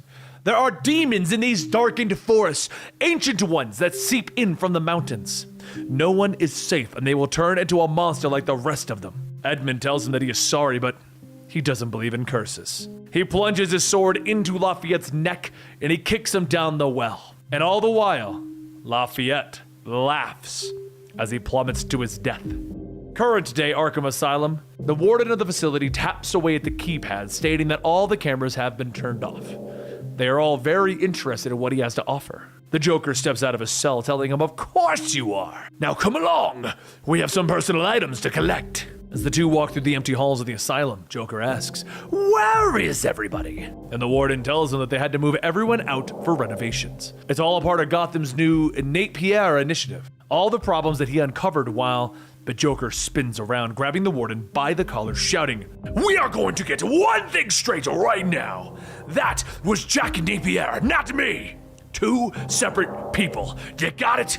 He lets him go, telling him, "It took me years to turn this city into the capital of crime, and Napier hijacks my body and manages to ruin the party." The warden gets back up, asking, "What are we here for?" And Joker holds up a bag, telling him, "For the final act! Batman and Napier will never see it coming. This city's biggest, darkest secret. The beginning and the end of Gotham. A joke only I know about. Now, there's something I'm forgetting. Ah, yes, the old disappearing pen trick." Joker takes a pen out of the warden's jacket and stabs it into his neck. And the warden shouts, asking, "Did you bring me here to stab me?" Joker tells him, "Well, I couldn't stab you earlier because that would have caused a scene, and I don't like to be rushed. Now, make sure not to spill any blood on the way back. Don't need Batman snooping around the old cell. Thanks, Warden!" During this time, though, at the Wayne Manor, Bruce finally sits down to read the note that Alfred left him at the end of our last story. The note was Alfred's final goodbyes, but there's something else detailed in it. Something that Alfred had hidden away. A journal by one Edmund Wayne. But before Bruce could even open up the book, the bat signal is shining in the sky, calling him back to duty. As Bruce sits up and heads into Arkham, he meets with the warden, and he asks what happened. "How did the Joker escape his cell?" The warden tells him that he isn't sure. The Joker stabbed him in the hallway but Batman stops him. "Wrong. An attack line like that creates a cast-off pattern and splatter on the wall. Now a clean puddle like what we have here on the floor." The warden stops, asking him, "What are you trying to say?" And Batman turns around screaming, "Where is the Joker?" The warden begins to stumble over his own words, yelling, "I don't know. Joker went to his cell and he left." Afterwards, Batman and Jim examine the Joker's old cell when they notice some fresh markings on the walls. Batman sticks a knife into the crack, seeing a false panel, and he pulls it aside to reveal a hallway into an abandoned well. He shines the light on the wall, seeing a message written in blood. But because of how long it's been there, most of the letters are faded. Or someone attempted to erase it. The two look around, and Jim sees a bone sticking out of the ground and says that there seems to be a body here. But while the body is exhumed and examined, over at St. Raphael Hospital, the military vet, Jean-Paul Valley, receives news that he has cancer. It could have been exposure to the tactical use chemicals like napalm or Agent Orange. And Jean-Paul stops him, stating, "I can't talk about that." And as he does, he begins to get a weird feeling. He gets up from the table and he walks outside into the hallway, and a nurse runs over, stating, "You can't leave here without any clothes." But as the nurse reaches out, Jean-Paul grabs the man by the head, slamming him into the wall, shouting, "Don't touch me!" Jean-Paul then walks into the chapel, falling into the candles, yelling, "I can't! Oh, Jesus Christ, I can't!" And later, over the GTO offices, Batman and Batgirl look over their findings and find out that the body that's been discovered belonged to Lafayette Arkham. Batgirl says that she remembers hearing the poems about Laffy and how he would be in the woods eating children. Batman tells her that Arkham was a British general who controlled Gotham Valley in the 1600s. And Batgirl yells, "Yeah? And he was also a vampire?" She then asks what about the medallion that was found or the message written in blood. Batman tells her that he can't be sure on those yet. But there's something else. A chest that Alfred left behind containing the journal of Edmund Wayne, the first wing to come to Gotham. What's more, there was another item in the chest, a whip made of bat leather. They don't know what the Joker has, but it goes all the way back to the founding of Gotham City and somehow involves the Waynes. Back with Jean-Paul, he mops the floors of the church that he's been working at when suddenly the lights go out. He asks, "Is that to you, Father?" A voice tells him to put down the broom. He's not a janitor. He is the king, the rightful heir of Gotham. Light suddenly shines out the glass window as the silhouette of a man stands there, holding a sword. The man goes on stating, "The wars that you have been through, the ghosts in your nightmares, God has been torturing you. God has been preparing you." Joker leans out of the shadows holding the sword, telling Jean-Paul, "They murdered your ancestors. They seized your land. And for 7 generations, they have sat on your throne." Jean-Paul asks, "Are you an angel?" And Joker tells him, "Yes, and I am here to reveal your holy destiny." He then releases the sword, dropping it into the brazier, and continues, "Jean-Paul, the truth is behind your name, the Valley. God needs you, Azrael." Jean-Paul takes the sword as it burns with fire, and Joker tells him, "I need you to take the flame, so that I may take the light, to correct the sin that has spread darkness throughout your kingdom. To do that, we must slay the demon, the man whose family has cursed Gotham, Bruce Wayne."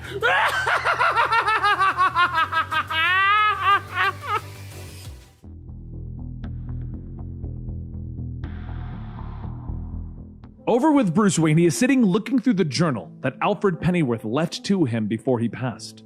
The journal recalls the stories of what happened to Edmund Wayne back in the 1600s when they tried to take the land of Gotham. And he sees that Edmund Wayne was nothing more than a common thief. After being caught one night, he was approached by a man who would later be revealed to be Bakar. And Bakar told him that he was meant for something greater than these mere tricks. So while on their way to prison, Bakar rescues Edmund by killing dozens of guards. But then again, they seem to have more about them than just the average guardsman. Bakar spoke of a destiny that brought them to Gotham Valley. And before their showdown with Lafayette, they trained. Bakar taught Edmund how to fight, how to fire a gun, how to survive.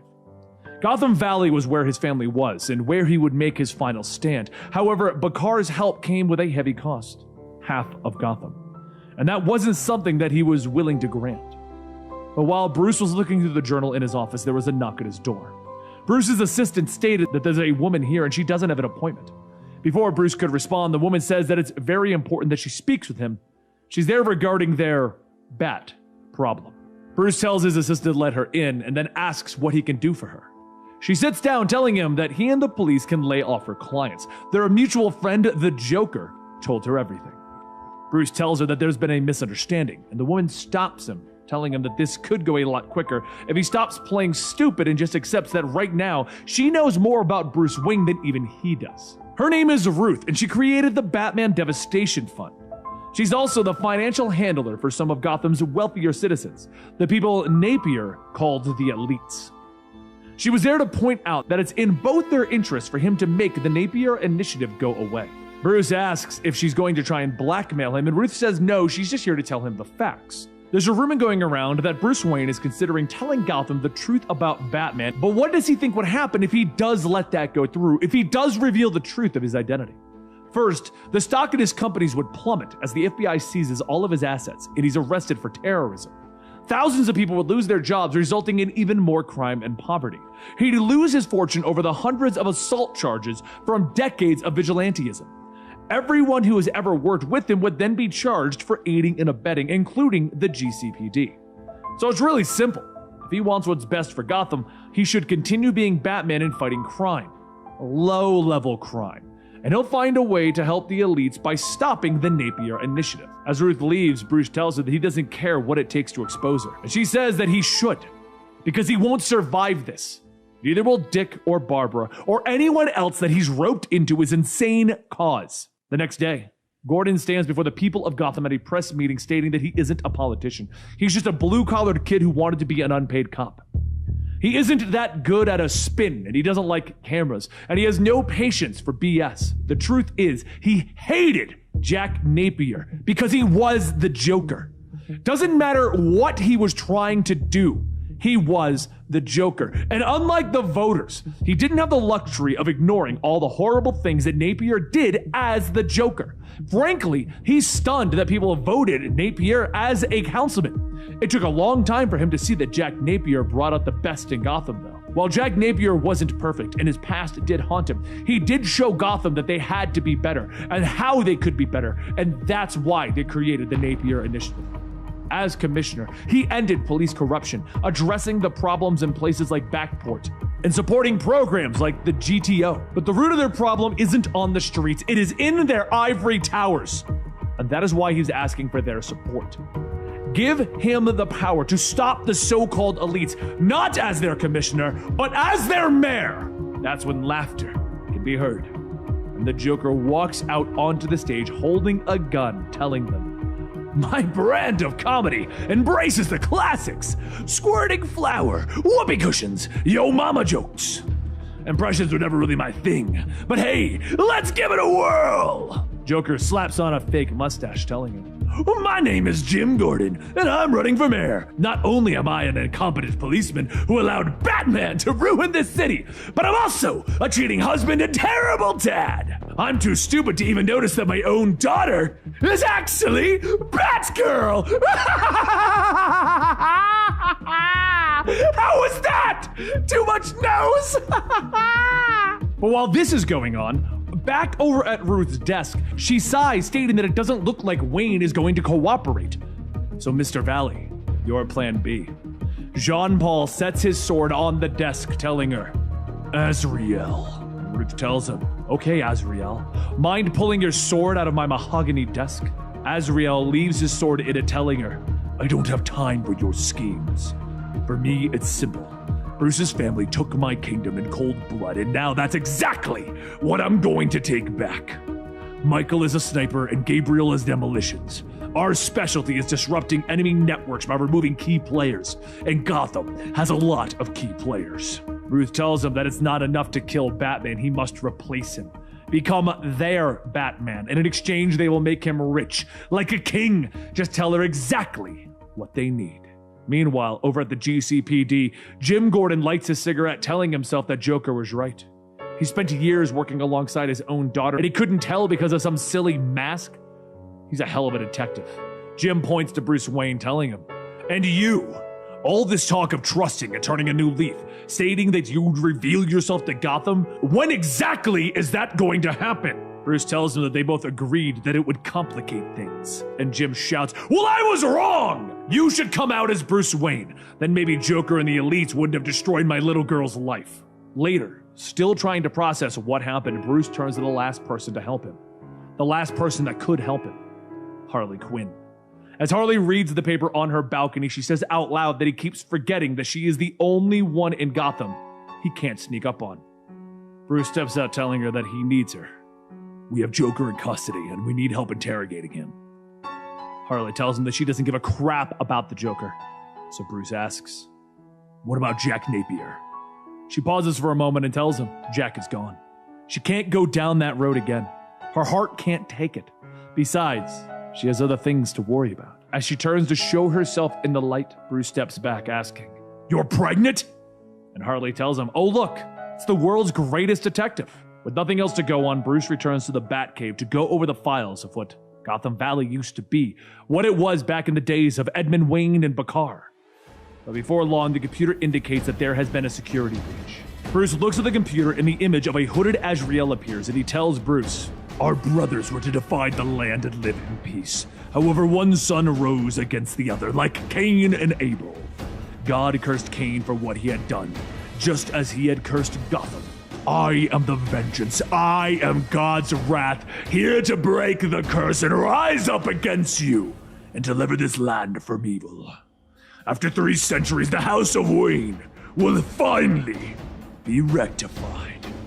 And with that, Azrael gives the word. Burn him. And with the finishing of that sentence, the Batmobile starts to fire up. Next, the Batjet flies up, crashing right before Bruce. Just as Bruce gets back to his feet, the Batmobile speeds by with Bruce quickly jumping onto it and pulling at its wires. Outside, Gabriel loads up the truck, stating that she's just set the charges on the mansion. And Azrael tells them, move out!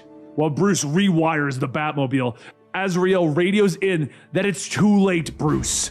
This is God's will. Without answering, Bruce punches the navigation screen. He begins to drive out of the Batcave as it is bursting into flames. And with that, the Wayne Mansion explodes and Azrael and his team drive off.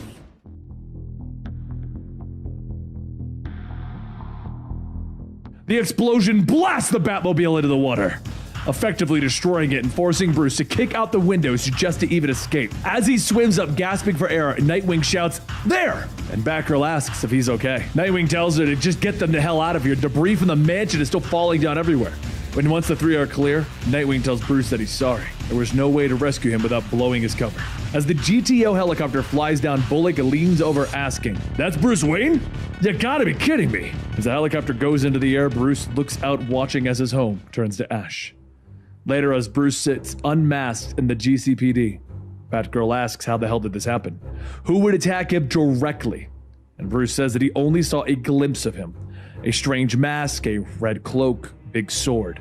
Used Hatter to hack into the security systems and turned everything against him. Montoya then asks, how could they have found him? And Bruce tells her that he's pretty sure that he was sent by a woman named Ruth. She walked into his office at Wayne Tech the other day and said that she was working with the Joker, and that she knew everything about Batman and Bruce Wayne and the entirety of the Wayne situation. She also said that she represented the elites and wanted him to cooperate in stopping the Napier Initiative. Batgirl says that she doesn't understand. If he knew so much about him, why bother exposing her? Bruce says that it's because without him, they can't make money on the Batman Devastation Fund.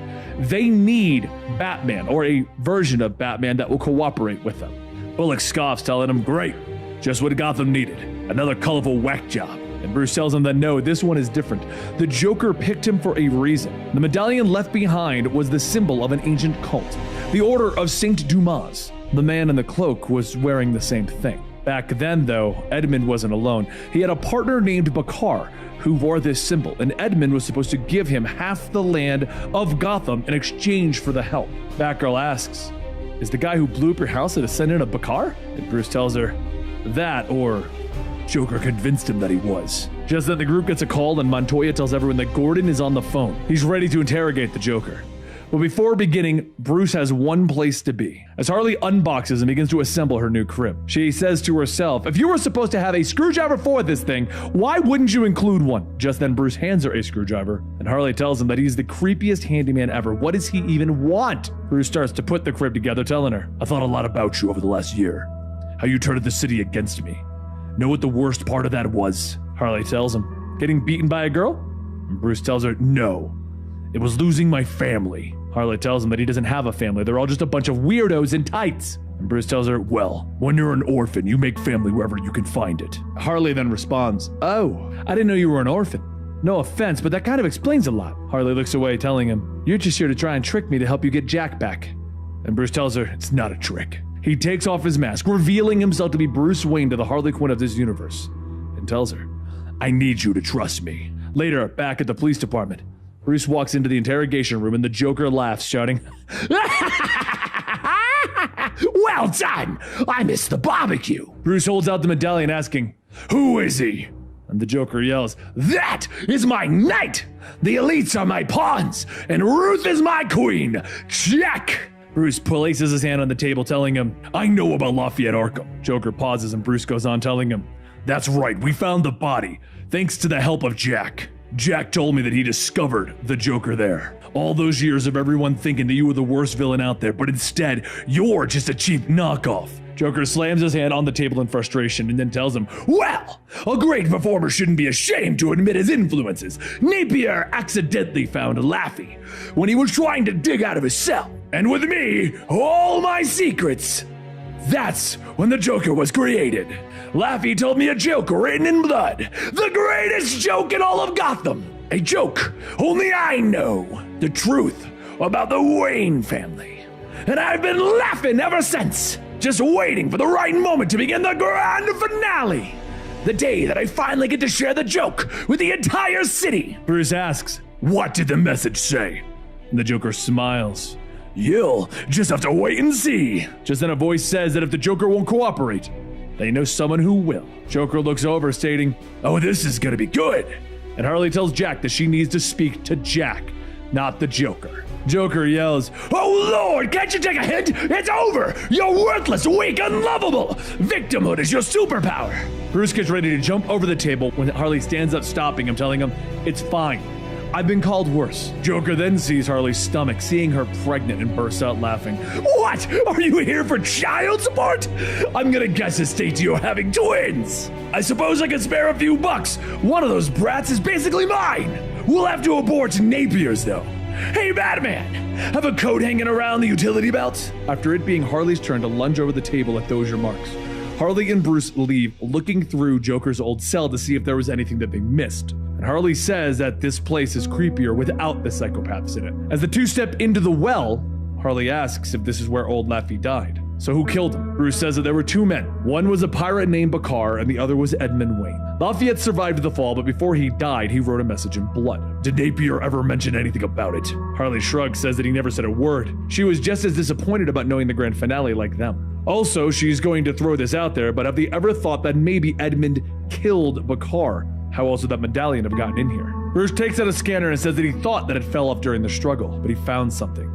Another body. Meanwhile, over at a bar in Gotham, Jim and the other GCPD officers kick back as Jim announces that he's going to be stepping down as commissioner to pass the reins on to Montoya. Montoya says, Whoa, whoa, whoa, whoa, why are you picking me? What about Bullock? And Bullock throws his arms around her. The title ain't for me. Besides, it's about time that we had a lady at the helm. Montoya throws her drink in his face, asking, Oh, is this some equal opportunity crap? And everyone laughs. Jim heads out, stating that he's got to work on his speech for tomorrow. Don't stay up too late, Commissioner. As he steps out, he lights his cigarette, and then he notices Batman in the shadows. He walks over, taking a drag, telling him, I was hoping that I'd run into you. Listen, I'm sorry about blowing up about Barbara. It's just, she's all that I got left, Batman. But I know better than anyone that she wasn't forced into this kind of life. Just promise. No more secrets? Deal? Jim holds out his hand, but the hand that takes it is not Bruce's, and whoever that is reaches out. Deal. Back with Lafayette's well, Bruce begins to dust off the bones when suddenly Harley screams. Bruce asks what's going on, and Harley yells that it's happening. This chunky blonde is not going through that tiny passage back out. Harley lays down and asks, Do you have any bat strength painkillers in that belt of yours? And Bruce tells her, This is not a good idea. We don't know how safe. But Harley grabs Bruce by the cowl, shouting, Just give me your damn drugs! Or I swear to God I will make you fight a pregnant woman! Back with Jim, he's thrown to the ground by Azrael. And when he goes for his gun, everyone starts to hear shots being fired. As everyone runs outside, they see Azrael holding his sword to Jim's neck and Jim telling him, Tell Barbara I love her. I couldn't have been more proud of her. Just then, Michael and Gabriel open fire on Montoya and the rest of the GCPD. While having cover fire, Jim asks, Who are you? And Azrael tells him, I am the light of the world. He that followeth me shall not walk in the darkness, but shall light the life. Azrael then thrusts his flaming sword through Jim's chest, telling Jim, Tell the devil that Azrael sent you. The thunk into Jim's chest can be heard by everyone, and as they stop to look, Bullock is shot in the shoulder. Azrael then puts his foot on Jim's chest, pulling the sword out, kicking Jim Gordon over the ledge and into the alley below.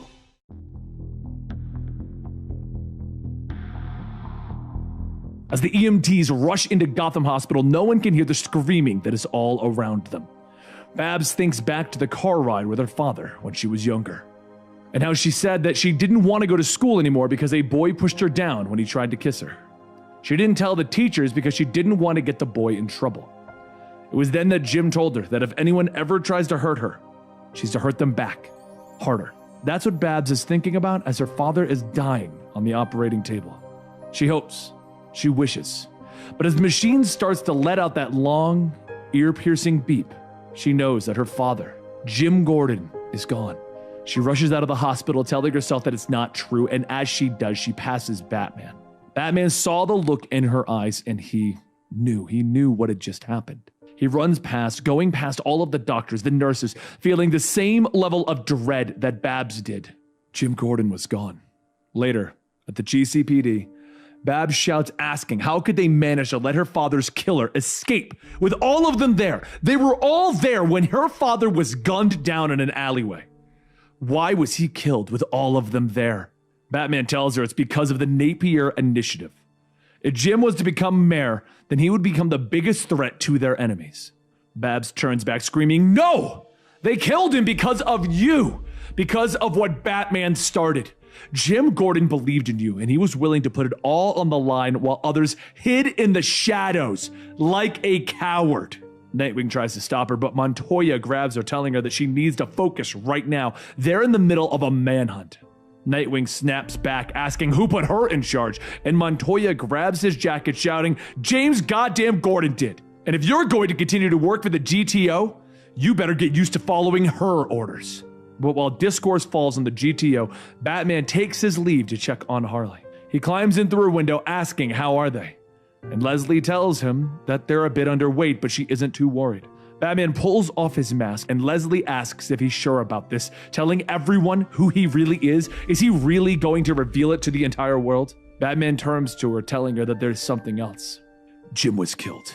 Before Batman can even finish getting the words out, he falls to his knees, and he begins to cry. Back at the GCPD, Babs combs through the records and surveillance tapes, trying to find a clue on who her father's killers were, when Nightwing tells her that they both know that Montoya is going to order her to take a leave of absence to get over the loss of her father. Babs says that she'll just quit then. No one could stop her from finding Azrael. They should be angry right now. Bruce is out of his mind, and they all bought into it. Capes, cowls, secret identities. This insanity has ruined their lives. But no one wants to say anything because they're too deep. Nightwing turns to leave, telling her that he isn't in the habit of defending Bruce, but she's not being fair. They both chose this, and so did her father. As he goes, Babs goes back to the computer when she notices a customized military vehicle leaving the scene shortly after her father's death. And meanwhile, over at one of the many safe houses, Batman looks over the journal that was left to him by Alfred Pennyworth when he passed away, once more to try and find information of its origin. When Leslie comes down with some tea, she sees the pages, and she asks if Alfred finally told him. Batman looks back asking how did she know? And Leslie says that she was there when Alfred received a letter that was addressed to him. At the time, Batman was still a new thing, and Alfred focused on taking care of business affairs. The letter asked for him to come to an address that wasn't on record to one of the older parts of Gotham. Alfred knew that he had to go, and that's when they met a man who claimed to be the last knight of the Order of Saint Dumas, a priest. That priest handed Alfred the journal, telling him that he trusts that the journal would be given to Bruce Wayne when the time was right. But before Alfred could ask any questions, the man disappeared. Batman looks at the monitor, stating that the journal spoke of a curse, a blood feud between the Waynes and the Bakars. But whatever it is, he needs to figure it out. Might be the only way to find this Azrael. At this time, over at the GCPD, Babs is gearing herself up in the armory, and she gets ready to leave when Bullock asks if she's sure she wants to do this. Does she plan on just, arresting him? Babs walks up to him, telling him no, she doesn't. So Bullock grabs a rifle. "Atta girl, you drive." Moments later, Batman gets a call from Nightwing telling him that Babs and Bullock are missing. They took the tumbler and they turned off the GPS. He's going to assume that backup locators are in all Batmobiles, ones that even the GCPD doesn't know about. Batman remains silent for a few seconds, and then he says that she's headed up Route 1 near the Gotham River. Later, across town, Azrael along with Michael and Gabrielle start making their way to the hideout when suddenly a Batmobile slams into the side of their truck. The two vehicles fall off the side of the cliff and they crash into the canal below. Azrael pulls himself out of the wreckage, asking, "Is that Batman?" Babs walks over with her gun, and through her tears, she tells him, "No! Someone far worse!" Her finger tightens around the trigger, and as she pulls it, a batarang whips around the muzzle of the gun, pulling it out of her hands. Batman calls out to her, asking, "What do you think you're doing?" And that's when Michael and Gabrielle open fire. Azrael leans up, tackling Babs to the ground, and Bullet shouts, "Hurry up and shoot! Shoot him now!" In Batman's moment of hesitation, Azrael grabs Babs and knees her in the back with a loud crack. Before he can pull any harder, Batman loosens the Batarang from the gun, throwing it around Azrael's neck and quickly pulls him off. Batman jumps on him, shouting, "The fight is between you and me! Leave the others out of this!" As Batman pushes down on Azrael's sword, it suddenly ignites and Azrael says, "This is your retribution. This is God's will." Batman is launched across the field yelling, "I know all about Edmund and Bakar. And no matter what was taken, the Waynes have been and always will be the protectors of Gotham." Azrael walks over telling him, "I agree." And he swings the sword at Batman's face. As the rest of the GTO arrive, they take down Michael, and when Nightwing calls out looking for Barbara, he sees a shadow rising out of the smoke. Batman steps out with his mask torn off, holding Barbara's limp body.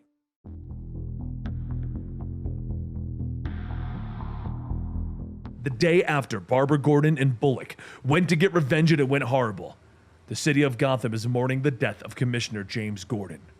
Everyone stops to pay their respects, but there's one person who is not at the funeral: Batman. Later, at the GCPD, Batman pulls up with Bullock yelling, "Where the hell were you? Jim died because of you and you were too busy to attend his goddamn funeral?" Montoya tries to calm down Bullock, but he pulls away shouting, "No! What about Babs? Why didn't you waste Azrael when you had the chance?" Montoya tells him, because he and Barbara went rogue. That's why Barbara is in a wheelchair, and that kind of reckless behavior is going to get you suspended, Bullock. Batman tells the both of them, "No, Bullock is right. I should have been there. After everything that happened, I just wasn't sure I'd be welcome. I didn't want to cause a fight." Montoya goes on stating that what made Gordon so great is that he understood two things: trust and compromise. He accepted that the good guys didn't always get along. They just needed to trust each other. And then moving forward sometimes meant embracing their differences. Bullock asks how do they move forward from this, and Batman holds up a disc saying by focusing on the work. "We've always believed that Gotham began as a small village on the coast. That's why the Journal's map is so strange. It places the village in the wrong place, on the edge of the large bay that extended inland, in an area that we know as Gotham Reservoir. However, the journal is inaccurate. The settlement is beneath the reservoir. Someone tried to erase history by flooding. And that man was Edmund Wayne, my ancestors. With Arkham dead, Edmund tried to reclaim his own inheritance, but rather than honoring his promise to give Bakar half of Gotham, Edmund killed him. Edmund convinced the British to help him purge the entire valley so that they could turn it into one of the most valuable ports of the New World. He then erased all evidence of Bakar and the chapel of St. Dumas by damming the river and flooding the valley. The villagers who lost their homes then resettled in Backport. Edmund redrew the coastline as the land below the lake dried up, and then he built a new settlement by selling property to the East India Trading Company. That is the truth about Gotham, and it's how the Waynes' fortune started in the New World. That's why the Joker sent Azrael. By reviving the descendant of Bakar, Joker wants to expose the cover-up and destroy the Wayne legacy. And if we're going to get any more information out of the Joker, there's only one person that can do it. So, later, Harley Quinn is visiting the Joker in jail with their children in hopes of getting through to Jack Napier. Harley sits down at the glass divider asking Jack where Azrael is, and what did the message written in blood on the well walls state? Joker walks up stating, "Jesus! Not you again? Thought I made myself real clear." He then stops and begins to look around. "Where is he?" Harley sits down telling him that Batman's not coming, and Joker says, "I always thought that you were pretty boring. Maybe that's why I kept you around. You made me look that much more hilarious. But this is just stupid. Why would you risk bringing your children here? What's stopping me from escaping and kidnapping?" And Harley says that he won't, because Jack won't let him. The Joker bursts out laughing. And Harley tells him that if he won't let Jack in, then they will never see her again. And the only memories the children will have of their father is this nightmare. Joker holds his head, trying to contain his laughter, telling her, "Maybe I was wrong. Maybe you're funnier than I gave you credit for." Harley takes one last look at the Joker and then says, "Goodbye, Jack. I love you." As she begins to leave, a voice calls out to her, telling her to wait. I love you too." And that voice came from Jack Napier. Once Jack is secured in a chair with a dozen armed guards around him, he looks at the twins and says that they're beautiful. He's so sorry that he couldn't have been there. Harley tells him it's okay, Batman delivered them. It was a bit of an emergency while investigating Laffy. Jack says, wait. Batman delivered my children, born exactly where the Joker was born, at Laffy Arkham's grave? If that isn't dripping with irony. And Harley reaches out telling him that there's more going on here than they realize. They need help. Jack tells her that he can't. Joker knows everything that he knows. It doesn't work the other way around. And Harley takes Jack's hand, telling him to think. Where is Azrael? Giant religious nut with a big flaming sword. Just think, Jack. So Jack tries to concentrate when suddenly he sees it. The sword, the flaming cross, a sword lodged in a pool of holy oil in some old church with a giant stained glass window. St. Jerome's Chapel in Old Gotham. Harley says that that's good, very good. What about the message on the wall, the one in blood, Jack? Jack focuses on the night that he was there. He can see words and they said, oh no. Harley asks, what is it? And Jack tells her, well, I'll tell you, but you cannot tell Batman. Harley asks why, and Joker tells her, because it would destroy him. Meanwhile, over in Ruth's office, she tells Azrael that their contract has now become void. He has become a liability. He was an investment to fight the Napier Initiative. They paid him to eliminate Batman so that they could replace him, not wreak havoc all over Gotham with a flaming sword. Azrael puts on his mask, telling her, I was clothed in a robe dripped in blood, and the name by which I am called is the Word of God. Ruth looks at Azrael's sword as it hangs next to her head, telling him that she was hoping that they could be civil about this. And that's when Bane charges in, tackling Azrael to the ground. Azrael fights back, stating that the mercenaries are weak. They only worship money. Bane gets up asking, you think that I am weak? Then let's turn up the juice a little. He injects himself, throwing Azrael across the room and starts to pull him back by the tassels. As he begins to laugh, he lifts up Azrael above his head, telling him, your faith is your weakness.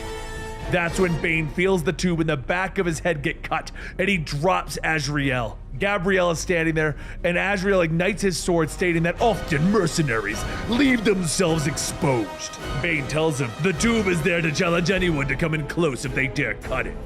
And Azrael picks up Bane by the tube, telling him, I will accept your challenge. And with a single cut, he lobs off Bane's head. Ruth begins to shout, asking him to not do this, and Azrael recoats his sword, telling her, this is a special form of napalm. When I pull the sword out, there's a button that will set this sword on fire. If I don't push the button, then no flames. However, the napalm can still be ignited, even by something as small as a candle. He lays his sword down on Ruth while Gabrielle ties her down and she screams, asking, what do you want? Azrael tells her, I want a list of your clients, all the names of the elites, giving her a set time limit as it melts down. And Ruth yells, wait, I'll tell you. Later in Arkham, the prisoners get up and they hear a pair of heavy footsteps coming down the hall. They look down to see a man with a bat symbol holding a sword. And seconds later, a flaming sword begins to cleave through the villains one by one. Joker wakes up. Well, it would seem that someone is clearing out the competition. How'd you get past the security? The man says, they just let me walk through. And the Joker asks, why would they let you do that? Azrael steps out of the shadows wearing the bat suit that Ruth was working on, tells him, because I'm Batman.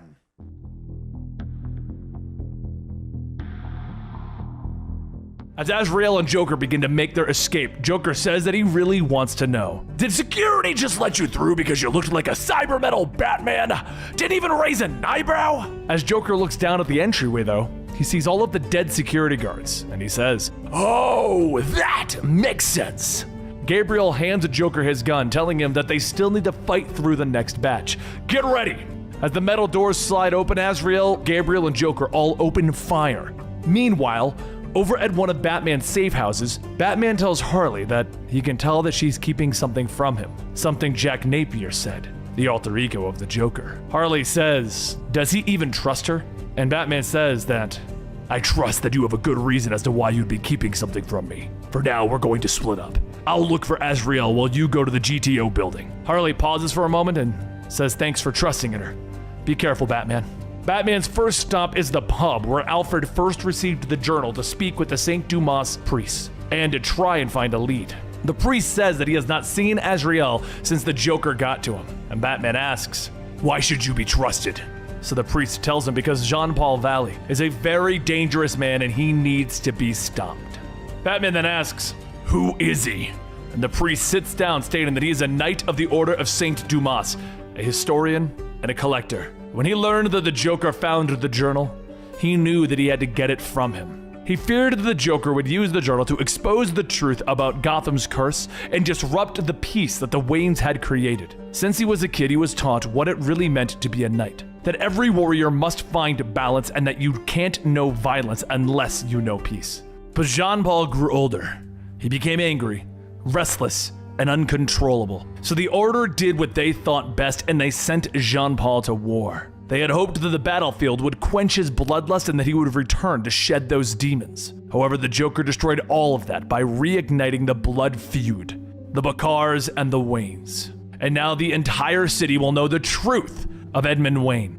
Batman says, "I already know the big secret and I really don't care. Edmund didn't want to share his inheritance, so he killed Bakar and then flooded the valley, destroying the village so that he could rebuild his fortune." The priest asks, "Is that what you think happened?" There's much more to the story than what's in that journal. The Order of St. Dumas sent Bakar to Gotham on a quest to bring peace to the valley. But rather than converting the sinners, he joined them, and so he was banished. But Bakar wouldn't go quietly. He wanted vengeance. He wanted to seize power by finding the last Wayne. Their goal was to overthrow the criminal empire of Gotham, and the two became criminals themselves. Thieves, smugglers, pirates, they became the worst of the worst. And years passed. And once Edmund's heart had become as dark as the criminals that they had worked with, Bakar began the next part of his plan, to turn Edmund into a killer. Bakar sent Edmund to Laffey Arkham, and the two were to divide the valley in half. But Bakar, he had other plans. However, I will not give you all of the answers now. Sometimes, one must find their own path to discover their own truths. It's at that moment that Montoya shouts over the radio that Azrael is at the GTO and they need help now. As the priest leaves, Batman asks again who he is, and the priest tells him, "My name is Jason Blood, and I've been in this valley a very long time." Batman then asks, "How do you know all of this?" And as Jason touches the mirror, his own reflection becomes that of a demon, and he tells him that he has some experiences with curses. A short while later, over at the GTO building, Batman pulls up asking what happened, and Montoya tells him that it was Azrael. He attacked with no warning. They managed to get Gabriel. Batman starts to look around asking, "Where's Harley?" But off in the distance, Harley's dogs begin to bark and dig in the debris as Batman is rushing over. After moving around the rubble, Harley begins to cough and weakly says, "He took them. He took my babies, Batman." Batman tells her to relax. Her ribs are broken. "Lay down, Ed." But she screams, "I'm not gonna lay down! I want my children back! And I'm going to go get them back from the Joker!" Batman tries to calm her down, but Harley yells, "No! This is all your fault! You had me put up with more of the Joker's humiliating abuse, and you had me become reminded of how blind I was all of those years ago, and now you've exposed my children to it." Batman realizes that there's no talking her down. He goes to his bike and he hands Harley her costume, telling her, "Suit up." But before leaving, everyone then sees the bat signal appearing in the sky, and Nightwing asks, "Where is that even coming from?" So Batman looks in the direction of the spot, stating, "Looks like it's coming from the old Arkham building." Batman and Harley race over to Arkham, narrowly dodging the traps that are in place for them. Azrael sits and watches at the entryway. And right when he sees footprints on Thermal, he begins his hunt. Once he's close enough, Batman leaps over the ledge, throwing a flash grenade that disrupts Azrael's suit, and he jumps in, kicking him in the face. Meanwhile, elsewhere, Harley quietly walks through the halls, calling out to Jack that the Joker wants to murder their children. "We can't allow this to happen, Jack! You need to take control!" The echo of the Joker rings throughout as he tells them, "This place is special! This is where I first met Harleen Quinzel, the virtuous woman who would care for anyone. That's why she was turned into Harley Quinn, to be Arkham's biggest embarrassment and inmate. That's why you keep aligning yourself with the powerful. Myself, Napier, and now Batman. All because you're weak. Now your children will see for themselves just how helpless their mother really is." As the Joker jumps out of the shadows, he hesitates, shouting in pain, and his skin slowly turns back to normal as Jack Napier runs over telling Harley, "Don't listen to him. You're not helpless. The truth is the Joker is scared of you, Harley. That's why he's always kept you at a distance. Because you saw the things that he was most ashamed of, his humanity and his compassion. That's how we're going to beat him. You've surpassed everything that the Joker ever did to you. He sat helplessly by while you overturned Gotham and Batman in ways that he never could. He's humiliated by you, Harleen. Joker's greatest enemy isn't Batman, it's Harley Quinn." As Jack hands Harley the twins, she asks, "What can I do to help? Just tell me what you need me to do, Jack." And his hand begins to tremble as he grips the gun and he tells her, "You need to run! I can't keep control of him!" As Harley turns to go, the Joker takes back control of the body, laughing as he points the gun at Harley's back. But before he could pull the trigger, Jack fights for control, grabbing a hammer, smashing himself in the face, or the Joker's face. Harley shouts that he did it, but Jack tells her no. She has to keep running. The Joker will never leave them alone. He'll never leave their children alone. There's only one way to end this, Harley. As she tries to help him up, Jack pushes her away, and he puts the gun beneath his chin. Harley yells for him not to do it, and as Jack is crying, tears streaming down his face, he tells her, "I love you, Harley." The gun begins to shake and he yells, "I can't! The Joker won't let me do it! Harley, take the gun! Stop me!" She takes the gun as the Joker takes control, lunging at her, and just as he gets her hands on her, there's a single gunshot. Back with Batman, Azrael continues to beat on him, telling him, "Try harder. This is way too easy." Batman groans, "Are you enjoying this?" And Azrael tells him, "Admit it. We both are." Batman yells, "We are not the same. I do not kill." And Azrael tells him, "You're just one who doesn't have the conviction to do what must be done. And if you don't, you'll never bring peace." And Batman screams, "How does killing bring peace to Gotham? Why did Gordon have to die? You're not a knight fighting a holy war. You're a demon, just like Bakar. And that's why you lost everything, because you dared attack the Waynes." But then the laughing can be heard in the distance as Joker walks up all bloody. "You've got it all wrong, Batman. It wasn't Bakar who died next to Laffy. It was Edmund Wayne. With Arkham dead, Bakar's plan was almost complete. All he needed to do was eliminate Edmund. And so he did. He could then steal Edmund Wayne's identity, flood the valley, and start rebuilding Gotham. Edmund barely survived the fall into the well, but before he died, he left a message on the wall, a message in his own blood, hoping that it would one day reveal the truth. I am Edmund Wayne." As Batman begins to process this information, Azrael slams his sword into Batman's shoulder and the Joker goes on yelling, "That's why I've always been smiling! Because the joke I was told at Edmund's tomb, that Gotham's greatest hero is descended from criminals, that Batman is using a stolen fortune to wage a war on crime that his own family helped create. Do you get it, Bruce? You're not a real Wayne! Azrael is!" Azrael holds out the ring, telling him, "Once this is over, I'll be taking it all back from you and the rest of the elites." But before Azrael could push the sword in further, Harley jumps through, kicking him off the ledge into the dark pits below. She then turns and points the gun at the Joker, who laughs, shouting, "You won't do it! You don't have the..." She pulls the trigger, and with a single gunshot, the Joker falls to the ground. Batman and Harley kneel, unable to say anything, as Jack wipes the tears from Harley's face. Batman takes Jack's hand, and he tells her that she'll be okay. And Harley turns to Batman, holding him, as Jack Napier, finally in control, takes his final breath and passes on.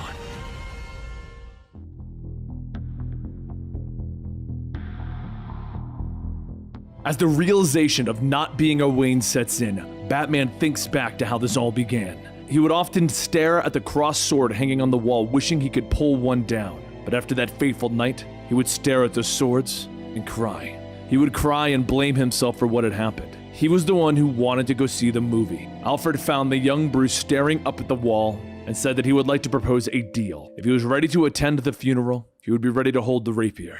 When they get back, he will learn how to use it, how to fight, so that the next time that he's in danger, he'll know what to do. Young Bruce sniffles, asking, "Like Zorro?" And Alfred tells him, "Yes, like Zorro." Now, the current day, a much older Batman stares at those swords once again, thinking about how the Waynes were always guardians, going all the way back to the Middle Ages. They were nobles, using their wealth to defend the people who shared their land. And as Batman, he wanted to honor that tradition. Learning the truth of Edmund Wayne has been difficult, but never once was not being a Wayne a thought. The truth is, Azrael's a descendant of a man who died in that well. As Batman stares at the computer screen, Harley tells him that he was right. She was keeping something from him. Jack Napier and her were worried what the truth might do to him, but they both knew that he would eventually figure it out. She couldn't stop it, but she would at least be there for him when he found out the truth. Batman lets out a sigh. The Joker's right. There is a curse in Gotham, and it's Batman. Harley shouts, "That's bull! Was your father a curse? Was your mother? We're not responsible for something that we never knew about, and neither are you. Who cares if you're technically not a Wayne? You're still doing what you've always done, guarding the city, using your fortune to protect people." Batman stops her, telling her, "Not according to this. It's the list of the elites. The GTO found Ruth, or what was left of her after Azrael killed her. There are names of every business and every investor she's ever made profit on. Most of it's channeled through one company, the largest company in Gotham, Wayne Corp. That's why she didn't want me to come to Gotham with the truth. I was her biggest client, Harley." Harley asks, "How did you not know? You're Batman. You know, the world's best detective." Batman sits back, telling her, "That's the problem. I've been Batman for so long that it's taken over my life. I can't even shake someone's hand without imagining 3 different ways of breaking their elbow. I don't even know how to be Bruce Wayne anymore. I don't really know who he is. Joker and Azrael have proven it. Gotham will never forgive me." Harley kneels down, telling him, "Yes, they will. After all, they forgave Jack Napier for being the Joker, and you know why? Because he took off the mask. He asked for forgiveness. He knew in order to help Gotham, you had to trust Gotham." Batman tells her, "I do trust Gotham." And Harley asks, "Do you? Do you really?" Batman then says, "It'll destroy everything if I reveal it. I will have nothing left. I'll just be a poor Bruce Wayne." Harley takes him by the hand, telling him, "You'll still have your friends. You'll still have me." Later that day, Barbara struggles to walk again in crutches when she happens to slip. But it wasn't a nurse that caught her from falling, it was Batman. No, it was Bruce Wayne. And Bruce tells her that she's making good progress, and Barbara says that Azrael almost broke her spine. The doctors are stunned at any recovery. Bruce says that he's not. After all, you're a Gordon, and I'm sorry. Barbara sighs, telling him, "No, it's not your fault. I shouldn't have gone after Azrael after he killed my father without..." And Bruce stops her. "No. I should have done it. I should have used that gun to kill Azrael." Barbara's taken back, asking, "What? Batman would never." Bruce tells her, "No, I'm not Batman anymore. Turns out I'm not even a Wayne. I can't fix Gotham's corruption because I'm part of that corruption. The family fortune, the cape, the cowl. I need to come clean, Barbara. It'll be the only way to come clean. Might be the only way to destroy the elites and give this city a new start." Barbara asks, "What are you talking about?" And Bruce tells her, he thought that coming clean was too dangerous. Said it was safer for Batman to just disappear. Do you think he'd understand? Do you think he'd forgive me for what I've done? Barbara asks, "Who is he?" And Bruce says, "Your father." Barbara takes Bruce's hands and says that he really frustrated her father. Not because he broke the law, but because Batman was proof that they couldn't fix Gotham by following the rules. That's why he took the risk and embraced Batman. He admired Batman. Part of him wanted to be Batman. If he was here right now, he wouldn't want you to do that. He would trust you to make your own decision, then do everything that he could to support it, Bruce. Later that evening, the newly appointed police commissioner Renee Montoya holds a press conference telling the people of Gotham that she is declaring a citywide emergency as they begin the manhunt for the man known as Azrael. He is responsible for the death of dozens of super criminals, 23 police officers, and those include the late Commissioner Jim Gordon. But as she goes on, the feed is cut and images of Batman begin to appear. Batman tells everyone that it's been his honor to serve them over the past few decades. Fighting crime, saving lives, all in an effort to make this city a better place. However, he knew that it couldn't go on forever. It's clear to him that the era of Batman must come to an end. Over the years, things have become more complicated. It's no longer a childish game of cops and robbers. It's serial killers, monsters, and super criminals. When this began, all he needed was some rope and a pair of handcuffs. Now he is a one-man army who does as much damage to the people as he does to the criminals. He has become a villain, and that is why Jack Napier beat him. That is why, as of this moment, he is supporting the Napier Initiative, because Batman means being whatever Gotham needs him to be, and that they all now need to know the truth, that Batman is really Bruce Wayne. As Bruce pulls the mask down, he goes on stating that he recently learned that the Wayne Empire had been hijacked by those who have corrupted Gotham the most, the elites. That is why he is giving it all away, to destroy the elites, to give back to the people of Gotham. His fortune does not belong to him, it belongs to the people of the city. All the money and the assets will be put into nonprofits to create better schools, libraries, homeless shelters, and scholarships. Everything generated will be donated back to Gotham, offsetting their taxes for decades.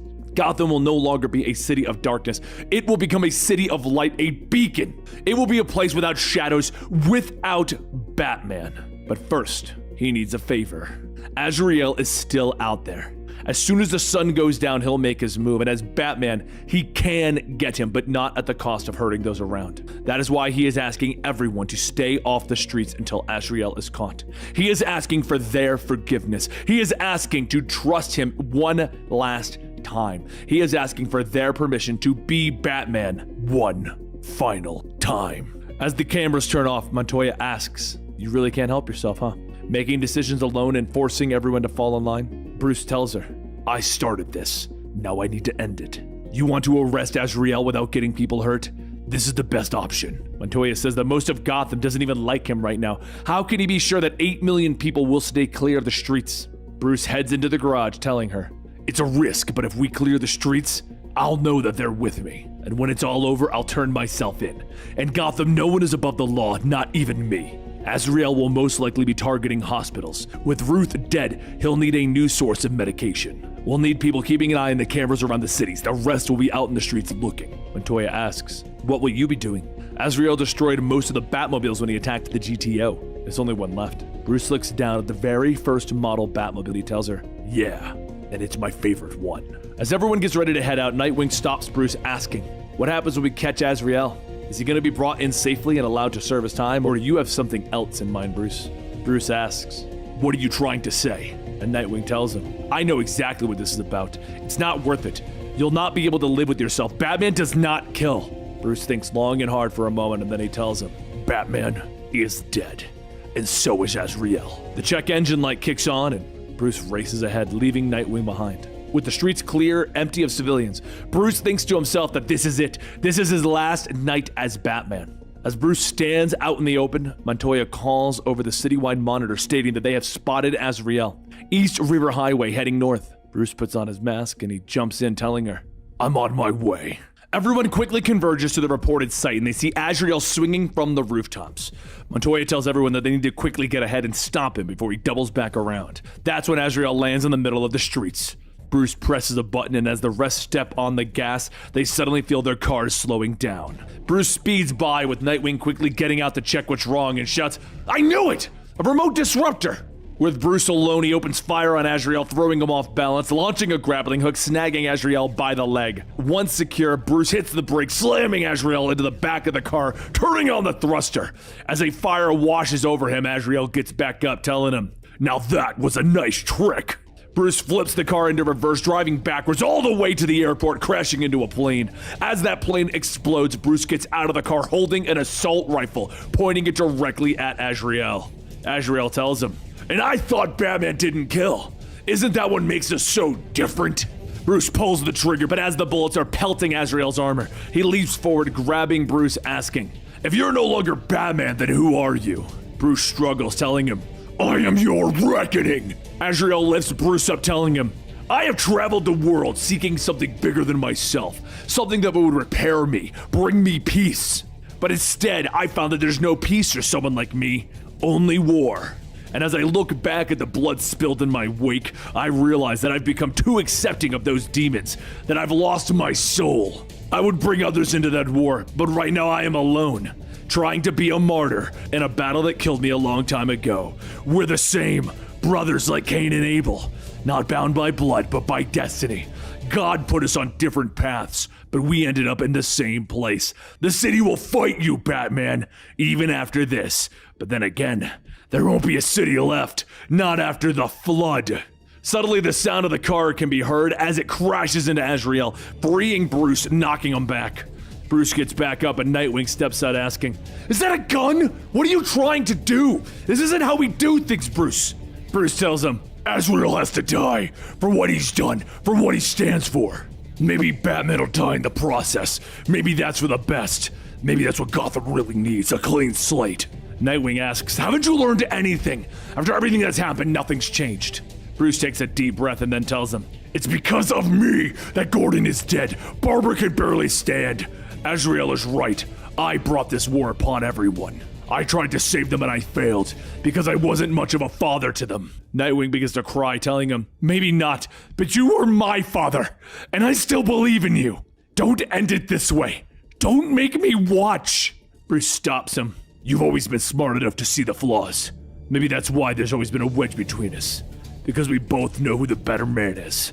Now step aside and let me end this, Dick. Nightwing shouts, "Fine! But end it your way, not as Azrael, as Batman." A short while later, after putting in the report that Azrael's planning on destroying the dam, the Coast Guard orders the pilots to sweep the area in search of Azrael, but as one pilot heads out, he is stopped when he sees Azrael waiting in the shadows for him. As he approaches the dam by helicopter, Bruce rockets into the lake, converting the Batmobile into the boat model. Azrael and Batman's missiles both fire at the same dam, but Azrael's missiles miss and Bruce is hit. The helicopter comes crashing down when Azrael pulls himself out of the wreckage, and he sees Bruce standing there holding the rapiers his father once hung on the wall. Azrael begins to set the laser sight on Bruce, telling him, "This Batarang's going to rip right through you, and you brought rapiers? Swords to a gunfight." Bruce calls out, I saw the sword on your back. "Iradat Allah." It's Arabic for God's will. If that sword is God's will, then that's all you should need, right, Azrael? Azrael laughs and pulls the sword out. May the Lord shine brightly on each of us. They both go in swinging and striking. Each of Bruce's attacks removing bits and pieces of Azrael's armor. As Azrael swings his sword, knocking one of the rapiers away, stating, You never change, always trying to disarm your opponent. Azrael lunges one last time, knocking away the other rapier, but Bruce quickly jumps behind him, slamming Azrael's head into the car, telling him, Shields! The car quickly begins to clink as the armor plating comes out, and then it slams shut onto Azrael's head. Bruce takes the sword from him, and as he pulls his helmet off, Azrael grabs the blade, telling him, I have one last question for you. Do you think they knew? Your parents? Did they know that they were swine draped in pearls? Fake aristocrats bred from rotten bloodlines? Bruce grits his teeth as he pulls back on the sword and he swings, the sword cutting cleanly through Azrael's throat and the blood pouring out. Azrael tells him, You hit my carotid artery. You did it. You killed me. You finished what the car started. You eliminated the last Wayne. Bruce takes off his mask, running to the car, grabbing the first aid kit, telling him, No, I won't let you die. He begins to stitch it up, using a thread and needle as quickly as he can. And as he spares Azrael, he returns to the GCPD so that Azrael can safely be put behind bars. As everyone welcomes him back, Montoya asks, Are you sure about this? And Bruce holds out both his wrists, telling her, Yes. People far and wide come to watch as Bruce steps into the police car. And when he gets in there, he sees Harley Quinn at the wheel. He asks her, What are you doing? And she tells him, I've already lost Jack. I'm not losing you. I can't be alone. Bruce tells her, You won't be. You're not alone. You're just feeling lost. I know the difference. I would personally like to thank you for everything that you have done. Without your help, this whole thing might have ended differently. You guided me out of darkness. You saved my soul. And right now, I'm returning the favor. I'm not going anywhere, and if you need anything, you know where you can find me, Harley. She unlocks the car. She steps out, and she sees Bruce's hand on the window. She draws a heart with the droplets of water. The next day, Gotham begins to heal as life slowly goes back to normal with the help of the Wayne fortune. But the next question remains on the minds of everyone. Without Batman, what kind of city will Gotham be? Bruce sits in his cell awaiting his trial when a voice asks, Why am I here? Bruce tells the man in the military uniform that Montoya wanted someone to keep an eye on him, someone who knows his tricks and can stop him from escaping. The man tells him, We both know that no cell can hold you. Do you really expect me to believe that you intend on staying here? There's got to be another reason. Bruce stands up and he tells him, Yes, there is. I want to talk. As the man steps forward, the light glints off his name tag and it reads, Todd. There's a chill in the air as young Terry McGinnis begins to descend down into the ruins of what used to be Wayne Manor. He reaches the bottom, stating that there are a lot of gizmos lying around. Surprised there's anything left to steal. Are you sure you don't need any of this stuff? The voice on the radio tells him that he was the one who created most of the tech that Wayne ever used. And Terry says, except for the special suit, right?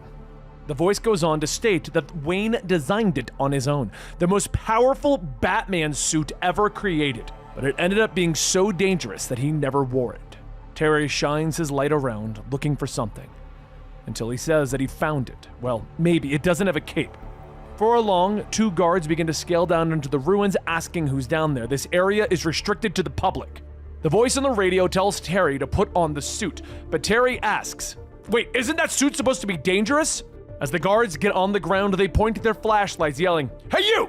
This is a restricted area! Wait, what the hell is that? And Terry stands up, wearing the Batman Beyond suit.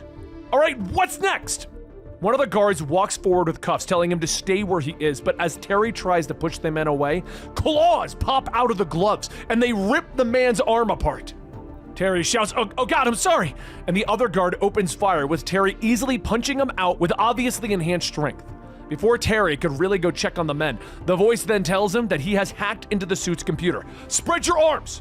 Seconds later, retractable wings sprout out from beneath Terry's arms, and the suit takes off into the sky. Terry is panicking. This thing can fly! And the comms on his wrist light up as the face of Derek Powers appears, telling him, don't worry about it. With this suit, you have no reason to be afraid. Now come home. Meanwhile, over at Stonegate Penitentiary, a riot breaks out with the Sons of Azrael claiming that Gotham's true savior is not Batman, but that it is in fact Azrael. However, this time, they've taken a hostage, Captain Jason Todd. While the guards argue over what to do since budget cuts have left them with half a force, the now much older Bruce Wayne walks up, taking one of the shock batons from the guards, telling the man leading the riot to release the captain. After not getting an answer, he fights his way closer, and the leader asks, and why should I spare this man? And Bruce tells him because Jean-Paul owes him a debt for saving his life. He is asking that they honor that debt by sparing the captain.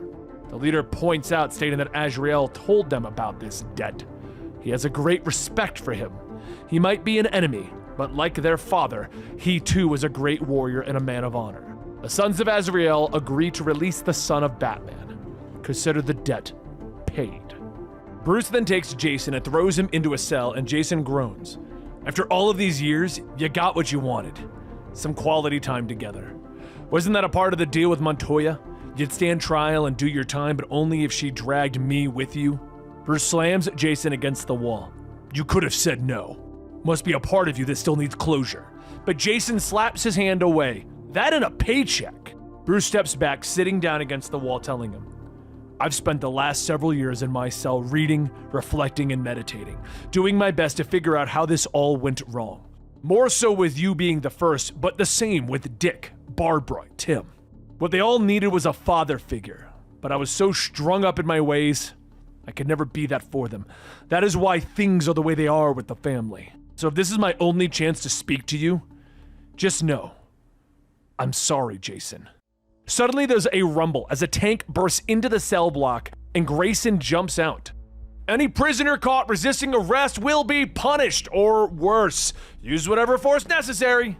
As Grayson's officers all spread out, taking down some of the other inmates, Bruce notices the GTO uniform is a bit different. It's now branded with Wayne Powers on it. Bruce calls out to Grayson, asking him, what the hell is this, and why does the GTO now look like Batman?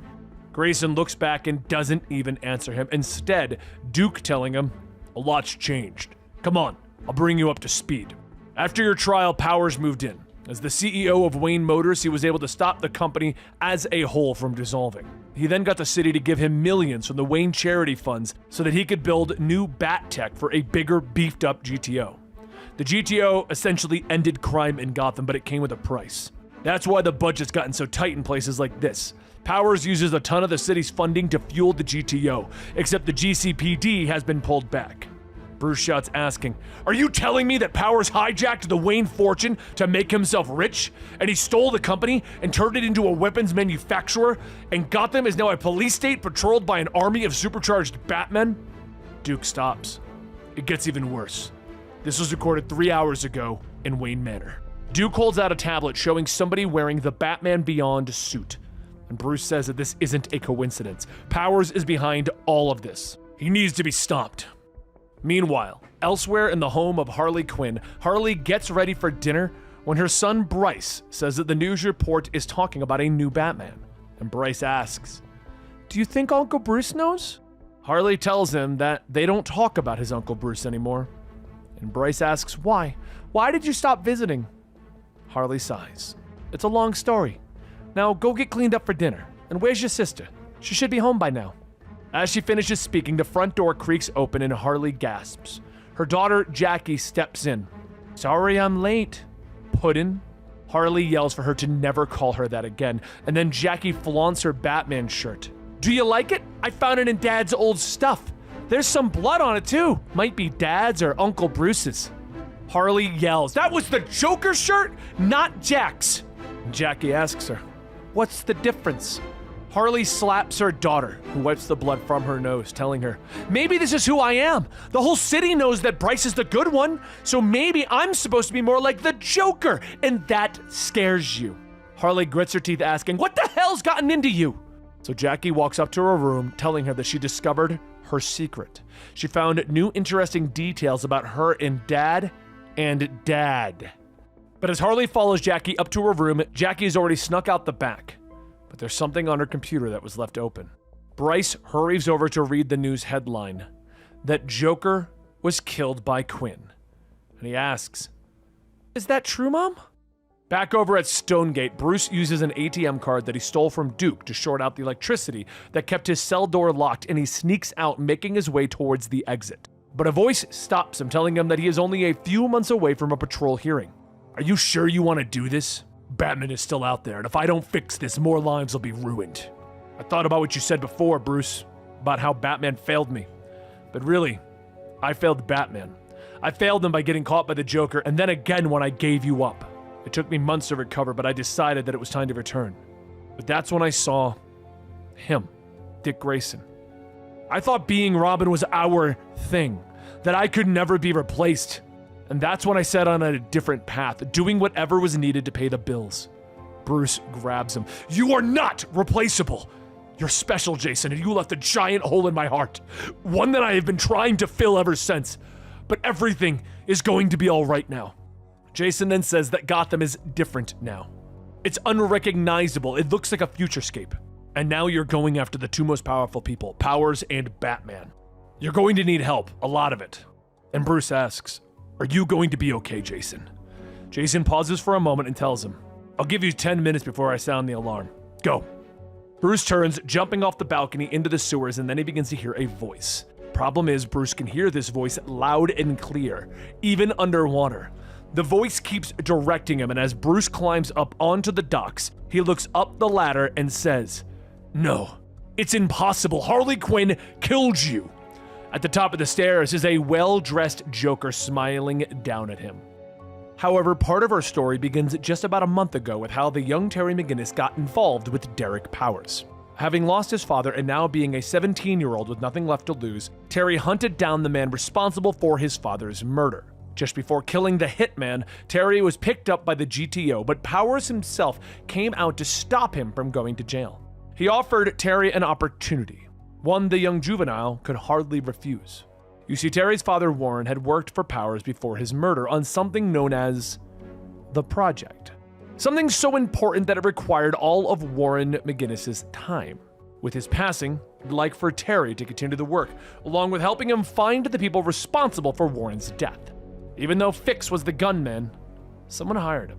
And if he agrees to help, he'll have the power to take his revenge, and not even the GTO can stop him. Terry thinks about it and looks at Powers. "I'm listening." Powers tells him, "Good. Now, what do you know about the Batman?" Back in our current time with Bruce, he instinctively lunges forward, punching it, but his fist goes right through the Joker. He tries a few more times with no luck, but then he puts his arm through and waves, asking, Wait, are you even real? Joker tells him to sit, relax. I'll explain everything, Mercy. You might be thinking that you're having some sort of hallucination, or that your psyche is challenging you. You know, to give you that little bit of extra spunk. I mean, who's Batman without the Joker? Bruce tells him that he's a hologram. But where is the projection coming from? Joker tells him, I'm inside your head. Remember all those years ago when I kicked your ass on the rooftop? I remember you getting lucky. The GTO blinded me with the bat signal and Jim gave me a concussion with a stolen Batmobile, so it wasn't exactly a fair fight. Perhaps. But I was the one who created the GTO, remember? Orchestrated the entire night. So yeah, I 100% kicked your ass. Is that when you put the microchip in my head when I was unconscious? Something you stole from the Hatter? And Joker tells him, it was a clever idea though, right? Bruce screams to get out of his head, but then he gasps as he falls to his knees. There's something wrong with my chest. Heart attack. I can't breathe. Joker tells him that he's not having a heart attack, and Bruce asks, how do you know? Because I'm watching your vitals. What you're having is a panic attack. How could I? And Joker asks him, how could you not? Look at your history. How could you not have anxiety, childhood trauma, lifetime of obsessive behavior? Bruce shouts again, who are you? And the Joker pulls out a little Batman pin and clips it on his vest. I'm here to help you and Harley Quinn. But it wasn't long before Grayson arrives to rearrest Bruce, shouting for him to get on the ground and put his hands behind his head. You need to listen. I know who stole the Batman suit. It was Derek Powers. He hired someone to steal it out of the Batcave, Dick. Grayson tells him, Derek Powers saved the city and succeeded where you failed. He ended crime in Gotham. Now stop being paranoid and imagining things. Bruce looks at the Joker. I wish that was the case. And Joker asks, was that a dig at me? Grayson suits up, taking out his shock baton, and Joker says, I can see Grayson's heart rate increasing. He's about to do something. Grayson leaps forward swinging, and though Bruce manages to hold him back for a bit, his old age shows when Grayson manages to get a hit in with the baton that sends him back to the ground. Grayson tells him, face it, the GTO's achieved what you have always worked for by doing what Batman wouldn't. I am downloading the blueprints to that bat suit looking for weaknesses and back of the knee. Use the baton, Bruce. Grayson then begins to walk forward telling him, let Gotham remember you for your prime, not like this. Once Grayson gets close enough, Bruce goes in with the baton, snatching it out of Grayson's hold, using it to stab him in the back of the knee. The electrical shock shorts out the GTO's suit. And Bruce asks, is he gonna be okay? Grayson asks him, who are you talking to? But Joker informs him, oh, he'll be fine. The suit's shorted out, but the battery will recharge quickly. Bruce then begins to tie up Grayson. Look, I'm sorry, but you took the wrong lessons from everything I tried to teach you. If you want to protect Gotham, you imprison the criminals, not the entire city. After taking Grayson's grappling gun, Joker tells him, see? You can totally trust me! Bruce tells him, you just gave me tactical advice and I went with it. We're a long way from trust. Right now, I need to get off the streets and become a ghost. And I might just have the place and the thing. After leaving, Barbara walks up to the tied-up Grayson. Oh man, this must really piss you off. Even with all that technology in your suit, you still got your ass handed to you by a man in his 60s. Grayson yells to put out an APB for Bruce. And Barbara is disgusted that he thinks that he outranks her. They go on going back and forth about the current state of things, with her kind of throwing in the fact that he gave up on their relationship. And then he stuck his nose in, removing everyone's freedom. Before putting in the APB, she just tells Dick simply, he should be happy that Bruce escaped. He's finally going to give the GTO a challenge. Later, across the town, Bruce stops on a rooftop with the Joker telling him that there aren't any cameras and sensors. He should be all right. Bruce sneaks into a lower level with the Joker gasping. I knew it, a bat suit! And black and yellow, very retro! You're going to wear it, right? But before he could answer, a voice says that he has not had contact for years, and now he's sneaking around the basement without even saying hello. The Joker looks back. Oh my god. I thought I'd be prepared for this moment, but I'm speechless! Harley Quinn walks up and Bruce tells her that he'll be leaving shortly. He didn't think that she'd want to see him, he just needed a few. Harley Quinn says of course she wants to see him. He isn't just her closest friend. He's her husband. Joker stares for a moment. Okay, back it up a second. I feel like I miss a very important point of this.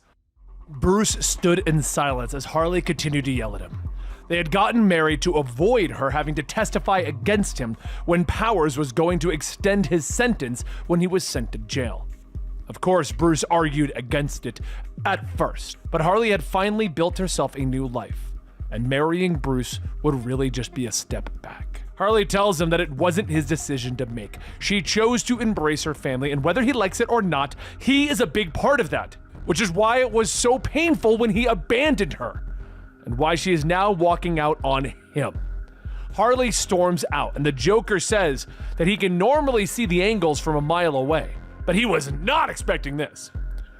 Were you ever going to tell me? Bruce sighs. It's not like that. She's just a friend. But Joker stops him. I can tell that you're lying. Your heart rate fluctuates. And Bruce isn't happy that he's reading him. Stop reading my vitals. But before they could argue any further, the door opens up and Harley's son Bryce runs in shouting, Uncle Bruce, you're here to help, right? Joker stares for a moment. Oh, God, my son. He's so beautiful. He's got his mother's nose. Bruce tells Bryce to slow down. What are you talking about helping? And Bryce says that it's Jackie. She and Mom had a fight and Jackie found something that she wasn't supposed to. A police file on what happened to the Joker and ran away. Joker shouts, They know how I died? That information was supposed to be classified. That's not important right now. We have to find my daughter, please. But though Bruce is talking to Bryce, his comments are directed towards Joker, telling him to try and stay calm.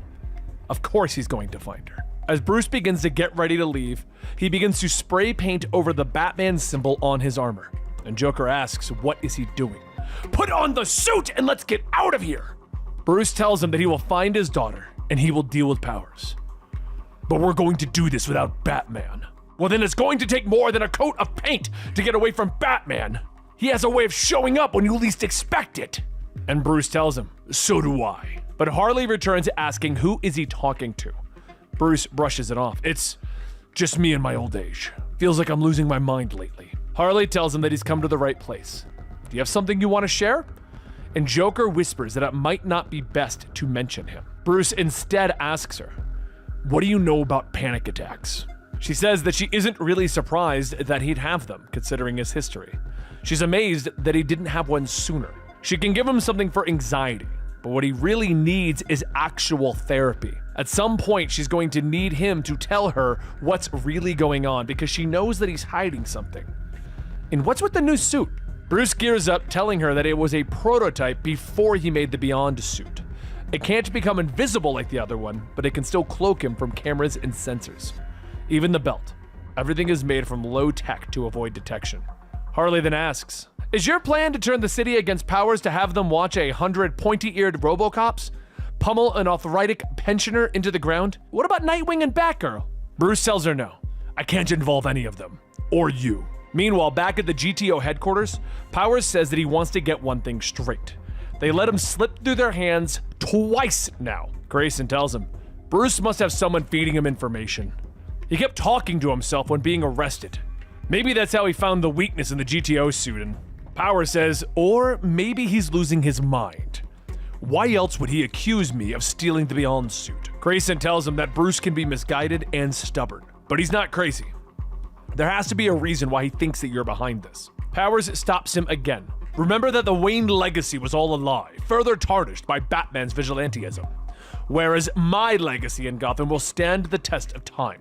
Don't question the loyalty of the man who got you here. I suggest that you focus your efforts on Bruce and not me. But back over with Bruce, he's swinging from rooftop to rooftop, and the Joker says that he wasn't really digging the new suit at first, but he's got to admit, it's sort of growing on me. The coat is like a cape. The pointy bits around the face sort of look like ears. And I'm kind of liking your beard, which probably wouldn't work with a cowl anyway. Bruce tells him, great, because your approval means so much to me.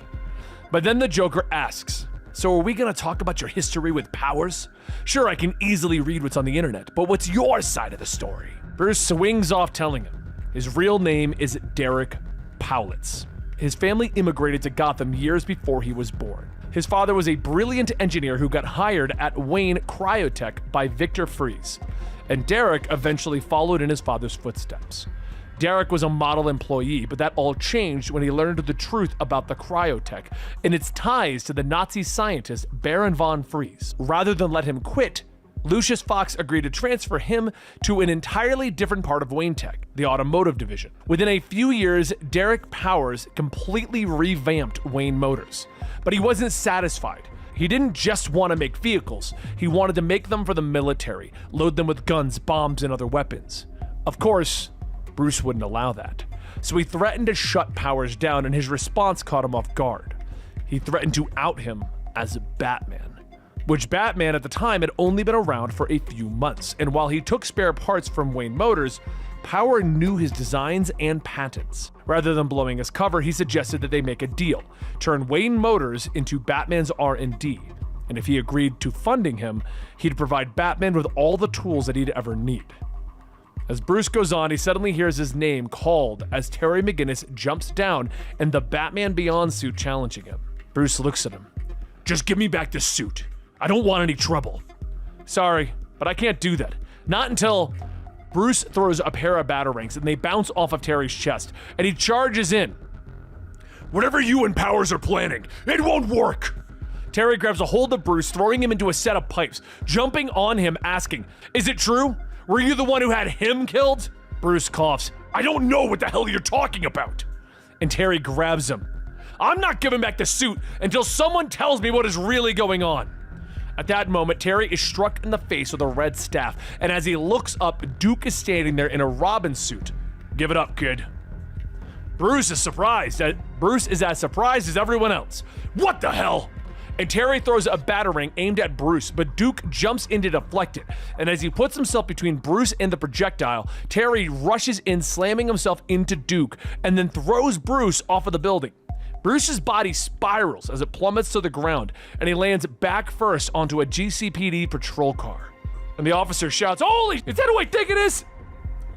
And then a woman shouts to get out of her way. Barbara Gordon pushes her way through, yelling, "Are you alive? Bruce!" After being taken away, Bruce wakes up in a hospital bed, and the first thing that he sees is Duke, still in this Robin costume that they made. Take off that costume now. Barbara tells him that he should be thankful that Duke was there to save his ass.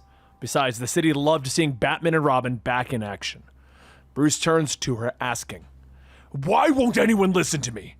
Batman is finished. This has to stop. Now take off the damn suit." Duke says no can't do. He's under strict orders. And then Bruce immediately turns back to Barbara, and she tells him that he can't do this alone. The city's in trouble. Stuff that she can't fix.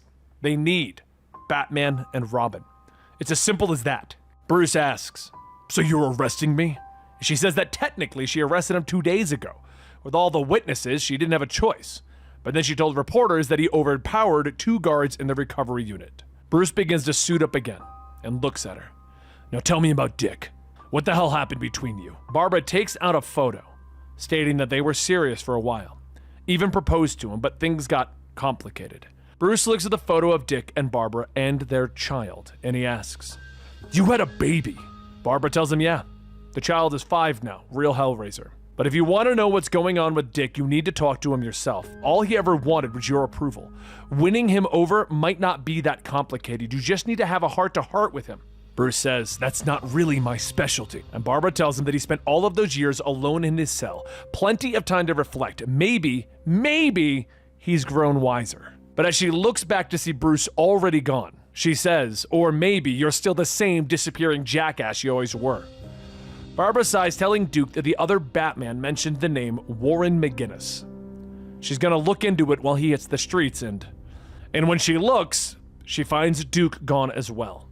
"Really? Both of you? How did my dad put up with this for so long?" Later, once Duke is out on the street, Barbara does her investigation and radios in that she found a file on Warren McGinnis. Looks like he was killed a few months ago. GTO have a suspect in custody, an assassin named Mr. Fix. However, McGinnis was an engineering specialist that was working for Derek Powers. Duke asks, "Do you think that he killed him?" And Barbara says maybe. The report was filed by an officer, Kimmy Flint. Ring any bells? Duke says that Flint is Grayson's second in command. The two of them are tight, usually on patrol together. He'll head to the GTO and see if he can find anything. But back over at Wayne Manor, Bruce sneaks into the lower levels with the Joker asking, What exactly are we doing here, and what the hell is that thing? Bruce sees what the Joker's pointing at and tells him, "It's a Batmobile. That one can fly. It's a prototype that I never got working." At that moment, there's a growl as a giant Great Dane steps out, and Joker yells, "It's a dog! Give him some food from your belt or something!" Bruce says that that's actually a good idea, and as he does, Joker says, "The dog seems pretty tame. Must have wandered in here after the collapse." But back with Duke, he sneaks into the GTO building and goes into Flint's office and begins to access her computer. He tells Barbara that he's downloading the hard drive now, and Barbara tells him nice work. She'll comb through it and see if there was anything left out on the McGinnis report. However, just as he begins to sneak back out, a voice tells him, "Wow, haven't seen my old Robin suit in a while. Surprised it fits, Duke." Duke looks up to see Grayson, and Barbara tells him that they cannot let him know that they're working together. So Grayson tells him, "If you needed something, all you had to do was ask. It's a little hard to trust you lately, Dick, considering who you're aligned with. Powers has nothing to do with the new Batman. Bruce is an angry old man and he's just confused. Now tell me where Bruce is and I won't arrest him." Grayson pulls out a gun and Duke reaches for his staff. Grayson fires the shot, but Duke deflects it with his arm guard. Duke then sweeps Grayson's feet out, telling him, "That's twice in a row you got your ass kicked. Too much time behind the desk? What happened to the Nightwing that we all love and remember?" But back down in the old Batcave, Bruce finishes with the last of his adjustments and turns the car on. As the engines roar to life, he says that he might have got it working. But through all of that, Joker is basically ignoring him. "I got it! We should name the dog Ace." Bruce asks him, "What's with you and poker cards?" "Well, I'm sort of like the Joker card, the best card in the deck, right? So why not name the dog the second best?" Just then, the car begins to fly upwards, and Bruce tells Ace to hold on to something and rockets out of the cave and out into the open road. But during this, the disgraced Jason Todd walks to his bike as he sees Bruce fly overhead. He sighs as he puts on his helmet, asking, "What are you getting us into now?" And he revs his bike and begins to follow. 4 words. It was 4 little words that would change the course of Jason Todd's life forever. Batman is Bruce Wayne. It was those 4 words that Jason said when Joker held him captive. Batman said that he knew how it felt to be alone, to be powerless, that he recognized a lot of himself in Jason, and then he showed him how to fight back.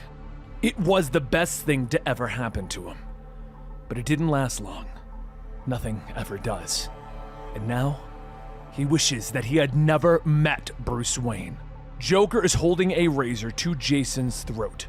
"That is just hilarious! Time to say bye-bye, Birdie!" And with one quick motion, Joker makes his cut. And Jason feels his bindings fall to the floor. And he asks, "What?" Joker tells him that no blade cuts deeper than betrayal. And when Batman finds out that he gave up his greatest secret to save his own ass, that will be the real killer. Now scram, kid! Bruce Wayne is Batman. 4 words that saved Jason Todd's life and destroyed his future. But life has a funny way of ending up. And in his own way, Jason did help Batman when he escaped prison. And Jason just allowed him to go. However, that didn't matter. The Joker was right. The shame of giving up Batman's secret is a fate worse than death. And this feeling wasn't something brought on just by seeing Batman again. This is something that has plagued Jason Todd for many years, leading him down a path of self-destruction. That is, until one night when everything changed. Jason ran into the Stoplight Gang after they robbed a liquor store and actually stole liquor, not just the money. Which is convenient for Jason because now he can rob the robbers and have himself a drink on them for the night. But just as he gets ready to leave, he is struck in the back of the head by a bike tire of all things. He looks back to see a young girl on a bike wearing a Robin outfit. You didn't have to hurt them. The Stoplight usually drink themselves unconscious in about 20 minutes. Also, that money belongs to Mr. Shaw's liquor store. Give it back, Jason tells her. They stole it from the liquor store and I stole it from them. Big difference. And with possession being 8/10 of the law, well, you know. Robin sets down her bike, telling him that the police are on the way. If he doesn't give it back, she's prepared to hold him until they arrive. Jason asks, "Yeah, and who are you?" The girl tells him, "I'm Robin." "Give it up. If you go by that name in this city, you're gonna get hurt. She charges in, knocking Jason down, telling him, a Robin never gives up. A Robin always does what's right and cleans bullies like you off of the street. As she attacks, Jason is weaving throughout her attacks, telling her, not with punches like that you won't. You have no idea what it means to use that name. No one does. But before he realizes, Robin manages to get her cuffs on him and detain Jason long enough that Nightwing and the men can safely take him to jail. Nightwing tells Robin, you're brave, and I appreciate the assist, but fighting crime is not for kids. Now go home. Gotham thanks you. As Jason is being hauled away, he turns to Robin, telling her, do yourself a favor and ignore this idiot. In fact, you should ignore anyone who's growing a midlife crisis in the back of their head. Nightwing tells him, be quiet. And Jason asks, what happened? You get kicked out of Neverland because your voice dropped? Man, Wonder just doesn't have the same ring, does it? What's it like to always be second string? But without Nightwing seeing, Jason picks his cuffs, punching Nightwing across the face. You've had that coming for years. Nightwing punches him back. Buddy, I don't even know who you are. But as Jason is taken back down, he's recuffed and tells Nightwing, the hair doesn't make you any more aerodynamic. It just makes you look like a stupid dummy. Boom. Gotcha. Later, as Jason is sitting in his cell, Robin jumps up. Hey, beer guy, it's Robin from earlier. I beat you up a few hours ago. Yeah, I remember. And no, you didn't. Robin then gets up in the window, telling him, you knew Batman, right? Like you worked with him? You got the drop on Nightwing and escaped bat cuffs. Not even Houdini can do that. You're the one who made them, aren't you? Jason says that Houdini didn't make them. Batman got them from Giovanni Zatara. They just need to know the ancient hand gestures to find the release. She shouts out, I knew it! You are the one! And Jason looks at her. Look, chill out. I was one. It didn't work out. What do you want? She reaches into the cell, throwing Jason his grappling gun. You dropped this when you were in the alleyway. You can use it to get the keys off the wall. Jason sits back. Look, this is where I belong. Let Batman handle the super criminals. And Robin tells him, Batman doesn't make it out to East Backport very often. I know he's busy. He just needs more help is all. Batman needs a Robin. But it looks like I was wrong. Thanks anyway, beer guy. As Jason looks at the grappling gun, he realizes that what he was looking at was another kid let down by Batman. So the next day, Jason watches as Robin does her daily routine and patrol, telling himself that she has a lot of heart, even though her technique needs a lot of work. But if helping her is sticking it to Batman, how can I resist? Later, as Robin is tailing a man in a store, she peeks around the corner, and Jason tells her that she is as subtle as a heart attack, and she screams, falling over. Jason eats a handful of cereal, telling her, thanks for bringing me my gun, though breaking people out of jail isn't exactly superhero stuff. Anyway, who's this hipster nerd? Robin says, not that it's any of your business, but that's Walter Shreve. Goes by Shriek, and he's dangerous. I went to the police when I spotted him transporting suspicious tech, but they told me that I was crazy and to go get my nails done. Jason looks over. Yeah, and I know what it's like to be let down by the people that you look up to. So, if you're serious about kicking ass and doing the job yourself, then I'm gonna show you what it takes. Robin jumps in excitement. Oh my god, yes! Beer guy and Robin! Jason sighs. I am not calling you Robin. What's your name? Like the one that people call you in school. She tells him, Gon. It's Mongolian for bold one. But she hates it, so just call her Robin. Jason asks, what's wrong with it? And she tells him because the girls at school call her gigantic. Jason tells her that it sounds like they're gigantic assholes. Anyway, nice to meet you. Let's get started. Later, Jason takes Robin up to the top of a building and explains that their biggest tool is the element of surprise, so she needs to learn how to get the drop on crime. Robin looks over the ledge, asking, could we maybe jump out at crime from behind boxes or even a bush? Heights really aren't my thing. You're gonna have to learn, so you need to try. And try she does. Even at short heights, Robin manages to fall into the piles of trash. Afterwards, Jason and Robin walk home and Jason tells her that maybe they need to rethink their approach. She tells him that maybe she isn't really cut out for this. But as they pass an older woman, the woman thanks Robin for bringing home her cat and what she did to Mr. Shaw.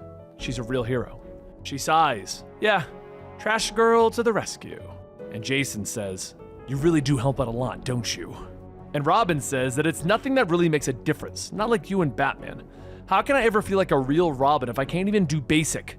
But just then there's a cry for help as a mugger runs by stealing a woman's purse. Without hesitation, Robin runs in, tackling the man to the ground with ease. And Jason asks, "Where did you learn to hit like that?" She tells him that she played rugby at her old school before they moved here. And Jason tells her, "That's it. I can't train you the way that Batman trained me." She's surprised but says that she understands. "No, you don't. I can't train you that way because you're not me. I've got to train you like you're you. Forget the heights. We're going to start working on your ground game. When you're ready, Shriek isn't going to know what hit him." So the training began, with Jason teaching her how to become her own Robin. Time passes and Gon invites Jason to her father's apartment. It's there that she offers him a gift. Jason unwraps it in surprise, staring at a red helmet. "Just a memento of the night we met. Call it a thank you present," Gon tells him, explaining that it will work much better than his old red hoodie when they take down Shriek. But Jason shakes his head. "Gon, I can't do this. Not again," he tells her, thinking back to when Bruce made him a Robin. He puts the helmet down, and he tells her that he might have a chance at a life now. "I can't screw this up by putting on a mask again," he tells her, tears beginning to well up in Gon's eyes as she asks about Shriek. But Jason heads for the door. "Listen, I'm gonna go get us some dinner, and then we'll talk about this, okay?" He heads out to Big Belly Burger, returning quickly. When he returns, he discovers that Gon is gone, her father's ancestral bow along with her, the red helmet sitting on the table with a note. Robin never gives up. Gon is moving through the city using her grappling gun, but she is terrified of heights, pressing her back against walls, breathing heavy. Jason's mind is racing. He can't let this happen again. Not like this. There's a child going through the city trying to stop crime. She's already arrived at Shriek's apartment, and she slowly opens up the window, slipping inside, drawing her bow. "Surprise, Shriek! I'm completely alone?" she says with a surprise. But a shockwave hits her, throwing her to the ground. "What does a guy have to do around here to get some peace and quiet?" Shriek says as he steps out of the shadows, armed with his sonic gauntlets. But Gon is already moving, hiding quickly. "I've been waiting for this for days. You think I haven't noticed you tailing me?" Shriek asks, touching something on his armor, allowing him to cancel out all noise except for Gon's breathing. "This neighborhood is my home, and now you've ruined it," he tells her, explaining that he just wanted to live in peace, but now he'll have to destroy the block so that no one knows that he was there. Gon rushes out, picking up a piece of rebar, smashing his gauntlets, but he backhands her across the room. "It's a shame. It was a really nice place to live," he says as he picks up the discarded weapon, brandishing it over his head, preparing to strike. But a grappling line wraps around his arm, pulling tight. "I can tell. No one locks their doors around here. They let you just walk right in," Jason says, looking at Gon. "Ground game!" he shouts. She rushes forward, tackling Shriek hard, slamming him into the ground. "Are you okay? Gon, listen to me. We have to," he begins to tell her, but she shakes her head. "All I did was listen to you." She motions around the room, explaining that all Jason showed her how to do was hurt people and break things. "This isn't me. This isn't why I chose the costume," she says as she sinks to her knees. "If we don't finish this, people will get hurt. We can't give up. It's not what we do," Jason tells her, but Shriek is back, hitting the pair with a sonic wave that knocks them apart, crumbling the building and sending them into the club nearby. "He said he's gonna blow up the block, Jason," Gon says as she helps him to his feet, and Jason nods. "The dial on his chest. It's his power source. We gotta destroy it," he shouts. She nods, telling Jason to distract Shriek, so he nods, putting on the helmet. "Hey, Buckethead! Do you know I gotta thank you? I wasn't sure I remembered how to deal with loudmouths like you, but I gotta tell you, it's like riding a bike," Jason shouts. Shriek looks behind him as Gon sails forward on her bike, using it to sever Shriek from his power cables. "East Backport is my home, Shriek, so take your stupid crime somewhere else," she shouts, rushing forward, jabbing a screwdriver into the power source on his chest. The electricity arcs through the both of them, blasting them apart. Jason pushes through the rubble, shouting for Gon, but he finds Shriek instead, picking up the heavy cabinet over his head, preparing to end the villain. But it's Gon's voice that stops him. He rushes over to her. "Hold on, Gon, you're okay," he whispers as he cradles her. Did I do it? Did I save people?" she whispers weakly. He nods. "Yeah, you did it. You're a hero." He left her with the paramedics, knowing that she'd be better off without him in her life. And it was a short time later that he was only trying to break into someone's car, but he looks in the windshield, seeing Batman standing behind him. You know, I should have known better. But why didn't you come? Jason asks, and Batman says nothing. Why didn't you stop it? You could have stopped it! You could have at least looked for me. Jason chokes, tears beginning to stream down his face. You never even looked for me! He screams, turning around, and Batman isn't there. It's only in his mind. The night is quiet, and everything is in his mind. He reaches for the Red Hood helmet, using it to smash through the windshield of the car. Getting in, revving the engine, escaping into the night. The story's over, and Jason looks up at Gon. It's a lot to process, Jason, she tells him, turning away, looking out the window of her martial arts studio. Why didn't you tell me what you've been through? What the Joker did to you? She asks. He nods and he apologizes for what happened to her. And she turns back. I had 3 broken ribs and a concussion, in the hospital for a week. I had plenty of time to be angry with you. But she tells him that when she came home, the neighborhood rallied around her, and she learned that there were other ways to help her community. I don't need anything from you. But if you need me to accept your apology so that you can move on, then I accept it. She looks at the helmet that she gave him and asks if he's planning on using it to help Wayne. But Jason shakes his head, telling her that Bruce is being stubborn by fighting against the GTO and Powers. Someone has to stand up to them, Gon tells him. I want to help him, I do, but I don't think I have it in me anymore. Jason tells her and Gon nods, looking up. I know. That's why I'm going with you, she says as she reaches for her father's bow. Besides, you're going to need all the help you can get, she tells him, and Jason sighs. I haven't done anything like this in years. I don't even know where to start, he admits. She reaches into the drawer, pulling out the old grappling gun that Jason gave her. It's easy. Start with the basics, she says as she hands it to him. With Powers' influence over Gotham tightening, including those who used to be close to Batman, Bruce is now setting his sights on one of Powers' security buildings to try and find more information about his plans in the use of the Beyond suit. On his way over to the Wayne Powers building, Barbara contacts him. How did you find this number? I was taught by the best, remember? Bruce tries to tell her to not get involved, and Barbara says that he might change his tone, knowing that she has some information on Powers that he might want. She tells him that Duke was able to access the GTO files on Warren McGinnis. He was an engineering specialist who worked at Powers. It looks like they had a falling out, and a few days after McGinnis resigned, he was found dead. It appears that the two were working on something called the Project, but they have not figured out what the Project is just yet. If he needs, she can send, but Bruce cuts her off. No, I corrupted your father by getting him involved, and I will not do the same to you. That's bull. My father knew the city needed Batman. We'll handle it from here, Bruce tells her, disconnecting.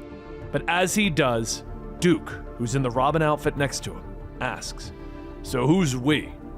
Over in the cockpit, the manifestation of Joker, which resides in Batman's mind, says that he can't hack into Powers' security, but he did download the building's blueprints from the permit office. Do you still think that Jackie might be in there? Bruce says the GTO can easily spot a runaway on their surveillance network. The fact that she is still missing suggests that Powers already found her. Later, as they get inside Powers' security offices, Bruce hacks into the computer network and finds a file on Warren McGinnis. Wife, 2 sons, but nothing specific on the project. Whatever it was, it scared him enough to begin helping the FBI to go after Powers for treason. Joker looks over. Not only is Powers trying to sell weapons to their military, but he's also trying to sell them to their enemies? Bruce pulls the USB, stating that war profiteering isn't really a crime. Must have had something bigger on Powers to suspect treason. A video file then appears, and as it begins to play, it suddenly stops as a voice says, Nice try, Uncle Brucey. Bruce looks back. Jackie? Are you okay? What does Powers want? Nothing he says can be trusted. Jackie yells that Powers gave her a chance to learn about her father by learning about his obsession with him. And what she learned was that they lied to her. That Bruce was supposed to be there, but he abandoned them. She knows how her dad really died. Powers is the only one who has been honest with her this whole time. Bruce looks at her. I knew your father very well, not just as the Joker, but as Jack Napier, the good man inside of him. He loved you so much that he was willing to die for you. It was the only way to stop the Joker from hurting you and your brother. And when he wasn't able to pull the trigger, he asked your mother to do it. We planned on telling you the truth when you were old enough. But if you really want to know more, we can go back home and talk to your mother. She knew your father the best. Jackie says that doesn't explain him abandoning them. I know. It was selfish of me. But at that moment, security bursts in and the manifestation of Joker tells him, I'll transfer the files. You go deal with that. Bruce fights off the 3 guards with Jackie running off, but before Bruce could follow, more guards begin to show up. After escaping into the vents, Bruce finds an exit into the R&D wing of Power's production line, having everything from tanks to batsuits and jets all ready to be deployed. As he continues to run, he finds himself in front of Terry McGinnis, already in the Beyond suit. At that moment, Powers walks up from behind. I should have known better than anyone. You cannot outrun the Batman. Bruce scoffs. I knew you were behind the stolen suit. It wasn't enough for you to steal the company. You wanted Batman as well.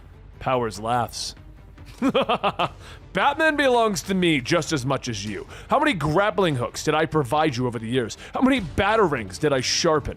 We both wanted to protect Gotham from her enemies, but now there's a new enemy. I know about the project. I know about Warren McGinnis's death in order to protect it. Terry stops him. Wait, what? That's what you've been looking for, right, Terry? The truth about your father? How did you know it was me? I saw it in Warren's file. He had 2 sons, one of whom is 17. I know it's you because I know what vengeance looks like. If you want the truth, it's all here on this USB. Help me stop Powers and I will give you what you're looking for. If that's true, all I need is right here. Terry pulls out 2 batarangs, throwing them, hitting a guard and the container behind Powers, setting off an explosion. All of the guards begin to run away, but covered in whatever chemical was in that container, Powers yells, "Come back! I can't!" His skin begins to melt away, and Powers pulls up his skeletal body, screaming in pain. Another explosion goes off, setting off several tanks, but as Bruce begins to get back up, Joker tells him, "Your anxiety is spiking! You have to snap out of it, Bruce!" Terry manages to grab the USB, and while he is attempting his escape, the guards begin to close in. With Bruce still sluggish to respond, Joker tells him, "All right, I have an idea, and you're not gonna like it." A few seconds later, Joker is now in control of Bruce's body, and Bruce Wayne is the manifestation in the corner. It worked! Bruce asks him, "What the hell are you doing?" "You were losing control, so I took over your body." On the outside, they look like their original bodies, with Bruce Wayne being the one there, but Joker is in control of his body. More guards begin to inch closer, so Bruce instructs Joker how to fight using his body. Joker listens closely, taking the guards down. "This is awesome!" And Bruce tells him, "You don't have to shout out the sound effects with it, you know." Back in the garage, Bruce points to one of the older Batmobiles, telling him to take it. "Be sure to buckle up and drive through that window." Joker takes off, asking if the model has a glide feature, maybe some parachutes. Bruce tells him neither. What? Joker realizes that this means that he is going out a window with nothing to save him. What? And they go barreling out of the building, but at that moment the Batwing flies in, connecting the bottom portion to the roof of the Batmobile. And Joker yells, asking, "When were you going to tell me about this?" It's more fun to scare the hell out of you for a minute. A little later, outside of the city, Joker lands at a safe house, asking how many of these does he have. And Bruce says he can't risk having people see 2 Batmobiles. But before they could go on, Harley runs into the house. Thank God! Did you find her? Joker begins to explain, still in control of Bruce's body. And Bruce tells him that he shouldn't get involved. But as he tells Bruce to relax, Harley asks, who is he talking to? Joker hurries inside with her. It's nothing, Puddin'. Have a seat. Still in Batman's body. Harley turns to him. Puddin'? Joker says that there's something that he has to tell her. This might be the last time that he has a chance to speak with her, but he loves her. She is one of the smartest, strongest, and most incredible women that he has ever known. But as he goes on, Harley pauses for a moment, and she tells him that she loves him too. She has loved him for a long time, and she didn't see it either. She might have blinded him with the light, but he saved her from the dark. And then Harley sits up, kissing Joker while in Batman's body. The next morning, Bruce opens his eyes, in control of his body again, to find Harley laying practically naked on top of him. He gets up, shouting, "All right, well, what happened?" She smiles. "Morning, Bats. Figured you'd regain control after Jack fell asleep." Bruce jumps to his feet. "He told you? How did you?" She tells him that she figured it out on her own, and no, nothing happened. She and Jack just held each other. And they told each other things that they never got to say, including their goodbyes. Jack isn't even real anymore. He's gone, but they are real. No, we're not. We're attracted to each other because of trauma. We're just two confused, lonely people reaching out for something familiar. Harley then shouts that he is in denial because of the idea of Batman and Harley seems crazy to him. But if he says that he is no longer Batman, why does it matter? He thinks that she calls him Bats to be cute. She does it because that's who he is. It brought him what he really needed, a family and loved ones, including her. That is why he's having panic attacks, because he knows that denying Batman means being alone, and that scares him. If he really wants to fix things and move forward, then he needs to accept the truth and forgive himself for not being perfect and figure out what he really wants, and that includes her. Bruce heads back out to the Batwing thinking about all of this, and Joker appears to him, explaining himself, but Bruce says that he knows why he didn't trust him. "This is why. Whatever happens between me and Harley is none of your business." Joker says that he is inside of his head, so he knows how he feels about her. He's just trying to help. "How do I get rid of you? Tell me the truth." "The program will end whenever you no longer need me, Bats." "What the hell does that even mean?" Harley crawls in, stating that from the sounds of it, the two of them are getting along. So what's their next move? Knowing that he can't argue with her, Bruce sighs, stating that he needs to tell Dick about what they found on Powers, his plans for the military, the FBI investigation, the stolen suit. And Harley says, "And also the fact that Powers kidnapped my daughter?" "Listen, about that. I heard everything that you said. You've given me a lot to think about." And Harley looks at him. Isn't that what a good wife does? Keeps her husband in line? Later, over at the Gotham preschool, Dick is picking up his son. But as they decide what to do for dinner, Dick seats him and turns back. "What is it?" Over in the shadows, Bruce sits up. "Powers is using Gotham as a testing ground to develop new weapons that he plans on selling to foreign militaries. When McGinnis warned the FBI, Powers had him killed." Not even a hello? You just launch right into the details? Who's the other Batman? "That's McGinnis' son, Terry." "And you expect me to believe that and go back to taking orders again? At least Jason and Babs got a little heart-to-heart first." "I didn't think you'd be open to that." "Goddamn right I'm not. Becoming a father made me even more convinced that Batman was never cut out to raise children. If you had any real kids, you'd understand." Bruce steps down, telling him, "I pushed you away because I wanted to save you. But in the end, I did more harm than I could have imagined. I always loved you as much as you love your own son. I just wished that I could have been a better father. Like you." Dick stands there for a moment, wiping away a tear. "You didn't escape because you want to patch things up. You did it to protect your legacy. The only reason you came back was because you needed help. I broke out because I saw how much damage Batman was still causing. But I realized that fixing it isn't going to be just taking down Powers in the GTO. I need to fix my family. Just remember, it wasn't Bruce Wayne that brought us all together. It was Batman." Later, over in the Wayne Powers labs, the radioactive Powers awaits as the scientists around him tell him that everything is ready when he is. He crawls onto the table and the machine encloses a suit around him, and after a loud hiss, it retracts and Powers sits up with what appears to be flesh, asking if it worked. The scientists tell him that this new flesh-colored suit is holding the radiation at bay. It's not a permanent solution to his new condition. They need to run some more tests but Powers gets dressed, telling them that they can no longer wait, he has work to do. In another part of the building, Jackie's looking over the deleted footage that has been removed, but GTO Officer Flint grabs her. "I thought hackers were supposed to avoid detection." As she struggles, Powers asks what is going on, and Jackie yells that Bruce is right, that Powers lied to her.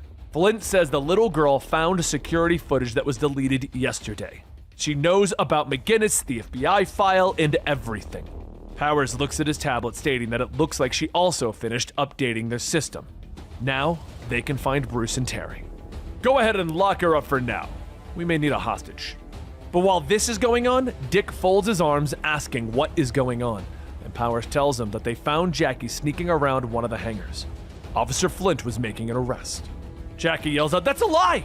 They brought me here to help find Bruce, then they tried to kill him! They also tried to kill that other guy named..." And Dick continues to lean against the wall. You know, I'm starting to see the truth, which is why I'm placing Derek Powers under arrest. Actually, you're not in charge anymore, Dick Grayson. We have footage of you meeting with Gotham's Most Wanted. The board has voted to suspend you until we can complete an investigation. Until then, Commander Flint is in charge. Soon the officers all begin to reach out and arrest Dick, but before they can grab him, he fights back, making a break for the window. As he jumps out, Bruce is there following him, calling out, "You remember how to use one of these, right?" He fires off his grappling gun, and then the two swing down towards the ground. As they hit it, Dick says that he appreciates the save, but they need to go back for Jackie. Bruce tells him, "Don't worry, we're not leaving yet. Bring the Batwing around." Joker says that he's on it, and Bruce throws a bomb to cover their escape, with Dick looking at him. "You're not working alone, are you?" "Not exactly." As the jet starts to lower itself down, Powers steps out without his flesh, shouting that Batman is just as much his, and he won't let him destroy it. Both Bruce and Dick turn back to see Powers in his new radioactive form, and Powers sends out a blast, with Dick pushing Bruce out of the way as he takes the full hit of radioactivity to his chest. All hope seemed to be lost as Bruce picked up Grayson's body after being shot with the radioactive blast from Powers. He knew that he couldn't grieve right now. He needed to do what he could to try and save Grayson's life.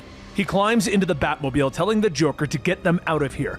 Joker activates the flight mode and he notices they're stuck in place. Outside, Powers grabs a hold of the back of Batman to finish what he started, but Terry flies in with the Batman Beyond suit, delivering a punch, yelling that everything Wayne said is true. "I saw the proof, Powers!"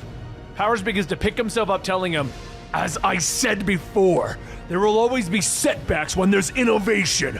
No one is exempt, not even myself." He hits back with his radioactive blast, telling Terry that the suit will give him some protection, but not for long. Terry shoots up, grabbing a steel beam, slamming it down on Derek Powers, but Powers uses new abilities to melt the steel, telling him, "You better be careful. One of the rules of being Batman is that you can't kill. Now you saw the FBI video. I couldn't let anyone stand in the way. You, your father, Batman, none of this matters if it means saving our species." Terry goes to respond, but one of the GTO officers hits a button on their tablet, and the Beyond suit shorts out, freezing Terry in place. The officer tells him that it looks like Jackie knew what she was doing after all, and Powers tells him to go ahead and send the boy after Wayne. Terry tries to fight for control of the suit, realizing that he can't control his own body, and Powers tells him that if he tries to fight the suit, they'll just fold him in half backwards. Back with Bruce, he tells the Joker to contact Barbara and let her know what happened. But as he gets a connection with Barbara, there's a loud thud onto the Batmobile. Bruce asks what was that, and the Joker tells him that it looks like it's the other Batman. Bruce opens the hatch, crawling on top of the speeding aircraft, asking Terry what is he doing. Terry yells at him, "Powers is controlling the suit! He'll kill me if I try to restrain." Bruce hops into the pod, trying to find a way to stop Powers' control over the suit, when Terry begins to bend the wings of the Batmobile, sending it spiraling out of control. After flying and crashing into a GTO blimp, Terry loses his grip, trying to catch back up while Bruce goes down the list of defenses trying to stop him. Making sure to use non-lethal methods, he presses the net button and a capsule shoots out, popping open with a large net that wraps around the Batman Beyond suit and Terry, sending him crashing into the nearby building. Meanwhile, up ahead on the roof of the GCPD, Barbara and the other officers watch the aerial attacks and the Joker crash landing into the roof. The hatch opens back up and Bruce steps out holding Grayson's body. "Barbara, get him inside! Hurry!" Barbara and the others help get Grayson inside, and she turns back to see Bruce closing the door behind her. "What are you doing, Bruce?" He slams it shut, jamming the lock with a knife. "I'm buying you time." Right on cue, Terry swoops in. He slowly approaches, tears coming down his face. "I'm so scared. Please, tell me what to do." Bruce gets ready to fight, and the Joker tells him, "This is suicide, Bruce." "What choice do I have?" Bruce jumps in to keep Terry from getting into the GCPD, but just as the Joker said, the fight is one-sided. Batman Beyond is beating Bruce into a bloody mess. Terry lifts him by the throat, hanging him over the ledge, begging Powers, "Please, don't force me to kill Batman!" Bruce struggles to free himself. Terry, it's okay. I know it's not your fault. At that moment, there's a tug at Terry's leg as Ace bites on, and then a hit in the face from Duke's staff, followed by the bullets and the arrows from Jason and Gon. As the new and old Robins surround Terry, he yells at them to get away. "I don't want to hurt any of you!" Joker says that he might be able to override the programming if they can get the boy hooked up to the Batmobile. Bruce forces himself up, telling everyone to pin Terry down. It takes the strength of everyone to do so, and Bruce pulls a cable out of the Batmobile, connecting it to the Beyond suit. After a few moments, the suit twitches, and Terry takes a deep breath.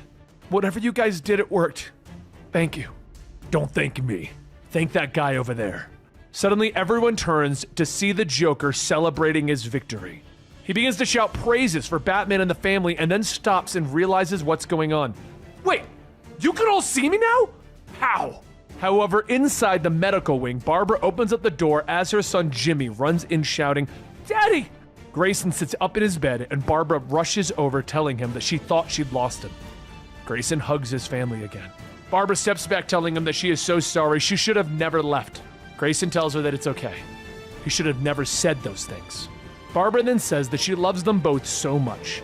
She just wants them to be a family again. Grayson asks, "Really?" And the two passionately kiss.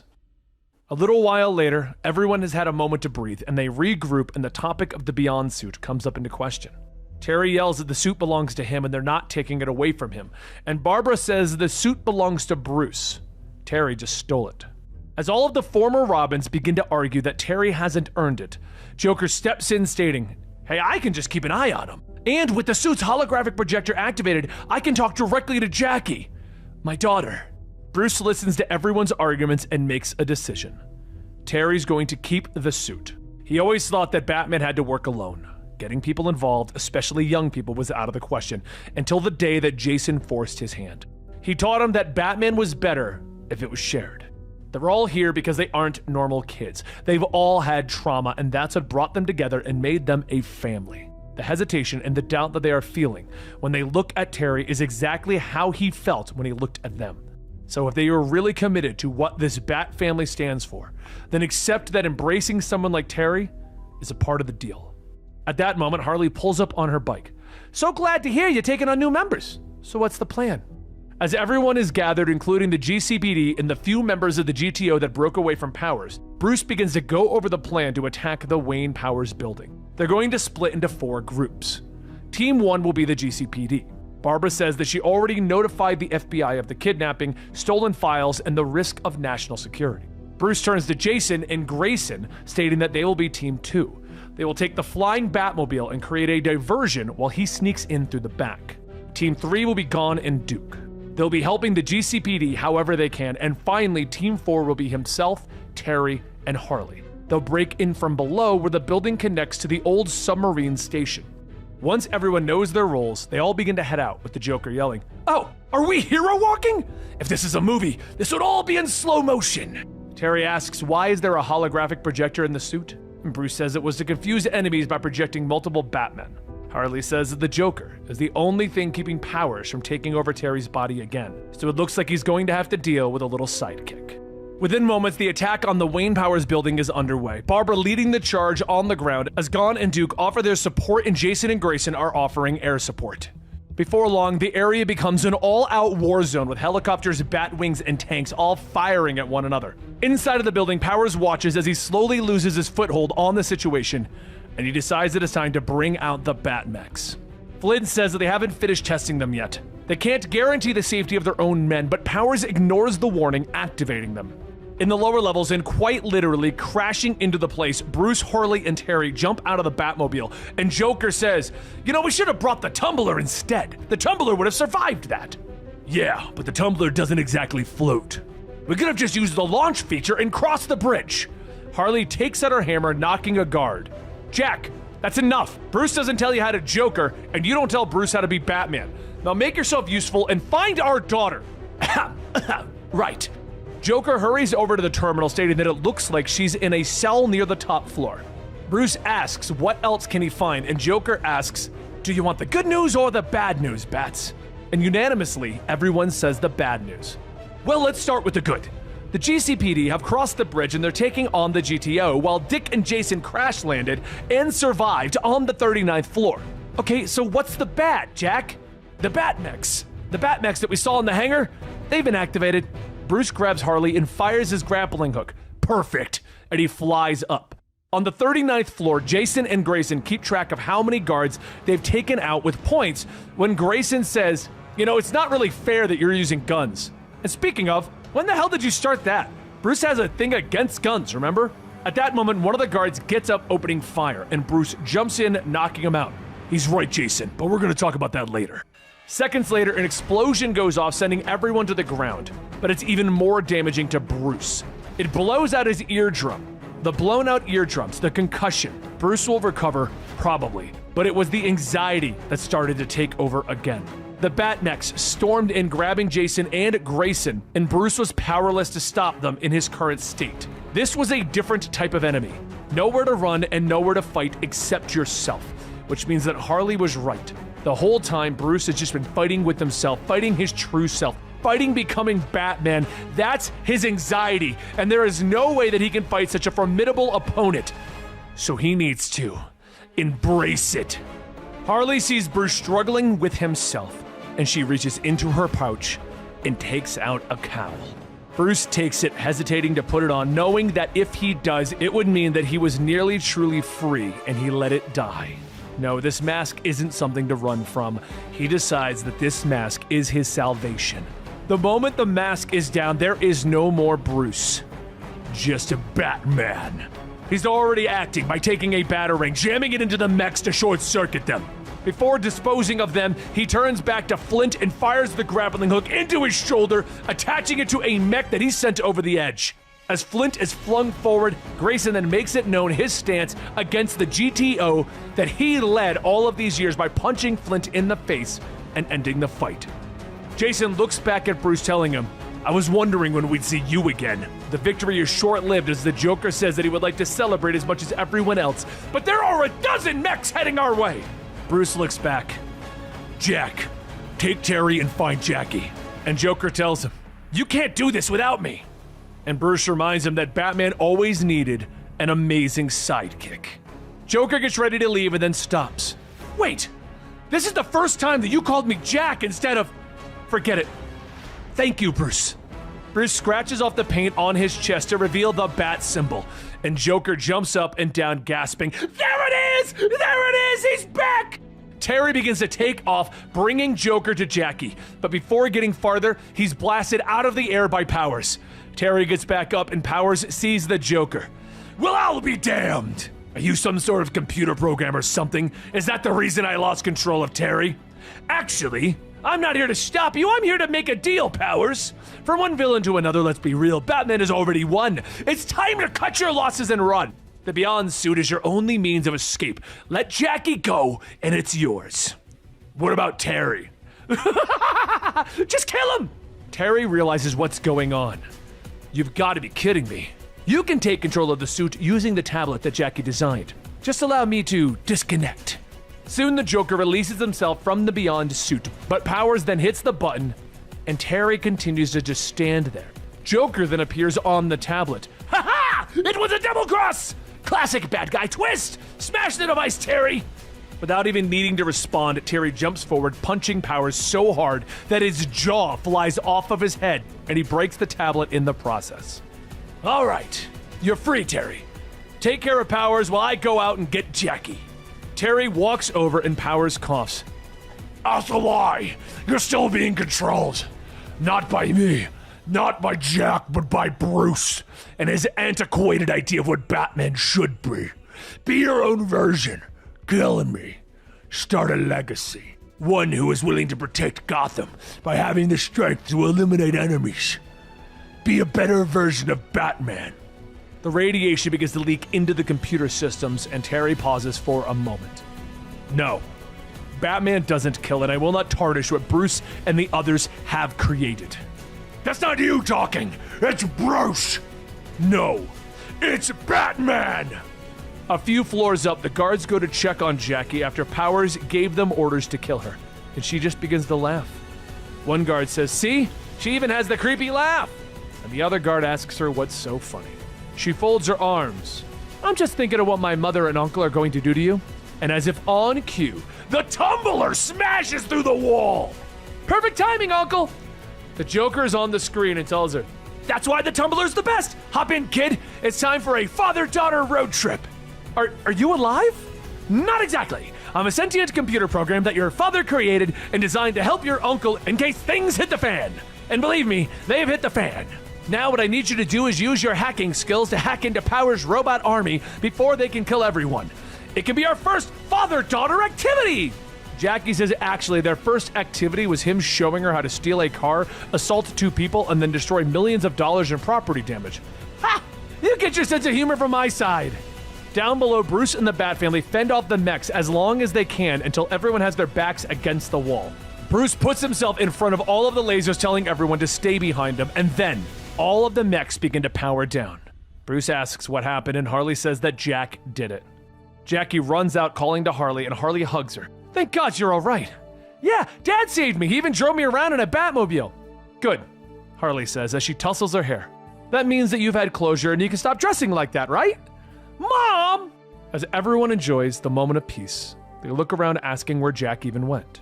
As everyone goes outside, Bruce says that there's no sign of the Joker program anywhere. He hates to say it, but the software may be lost forever. Napier sacrificed himself to save Jackie. Barbara asks what about Powers, and Terry says that he's alive and locked in his regeneration chamber. Barbara tells him that he did the right thing, and Bruce says that he'll be a great addition to the family. So Barbara asks if this means that he finally accepts that his legacy is Batman. "It's not my legacy anymore. Batman belongs to all of us." But before leaving, a woman calls out to Bruce, stating that she is sorry to interrupt the moment, but technically speaking, he is still Gotham's most wanted. Bruce asks who is she, and the woman says that her name is Diana Prince, with the FBI, and this is Agent Stewart, John Stewart, and they have a proposition for him. They've been looking into Powers for quite some time. With Warren McGinnis gone, she's afraid that they've lost their case. But with new murder charges and kidnapping, they can put him away for a long time. Bruce says that if that's the case, why do they need him? And Diana says because they've found something that, quite frankly, they're not equipped to handle. Since he is familiar with dealing with people with extraordinary abilities, they were hoping that he'd help. Powers did a lot of bad things, but he wasn't entirely wrong about being fearful of an invasion. There's a kid in Kansas who can do some pretty amazing things. And if there's one thing they know for certain, he's not from around here. Bruce looks down to see Superman on a screen.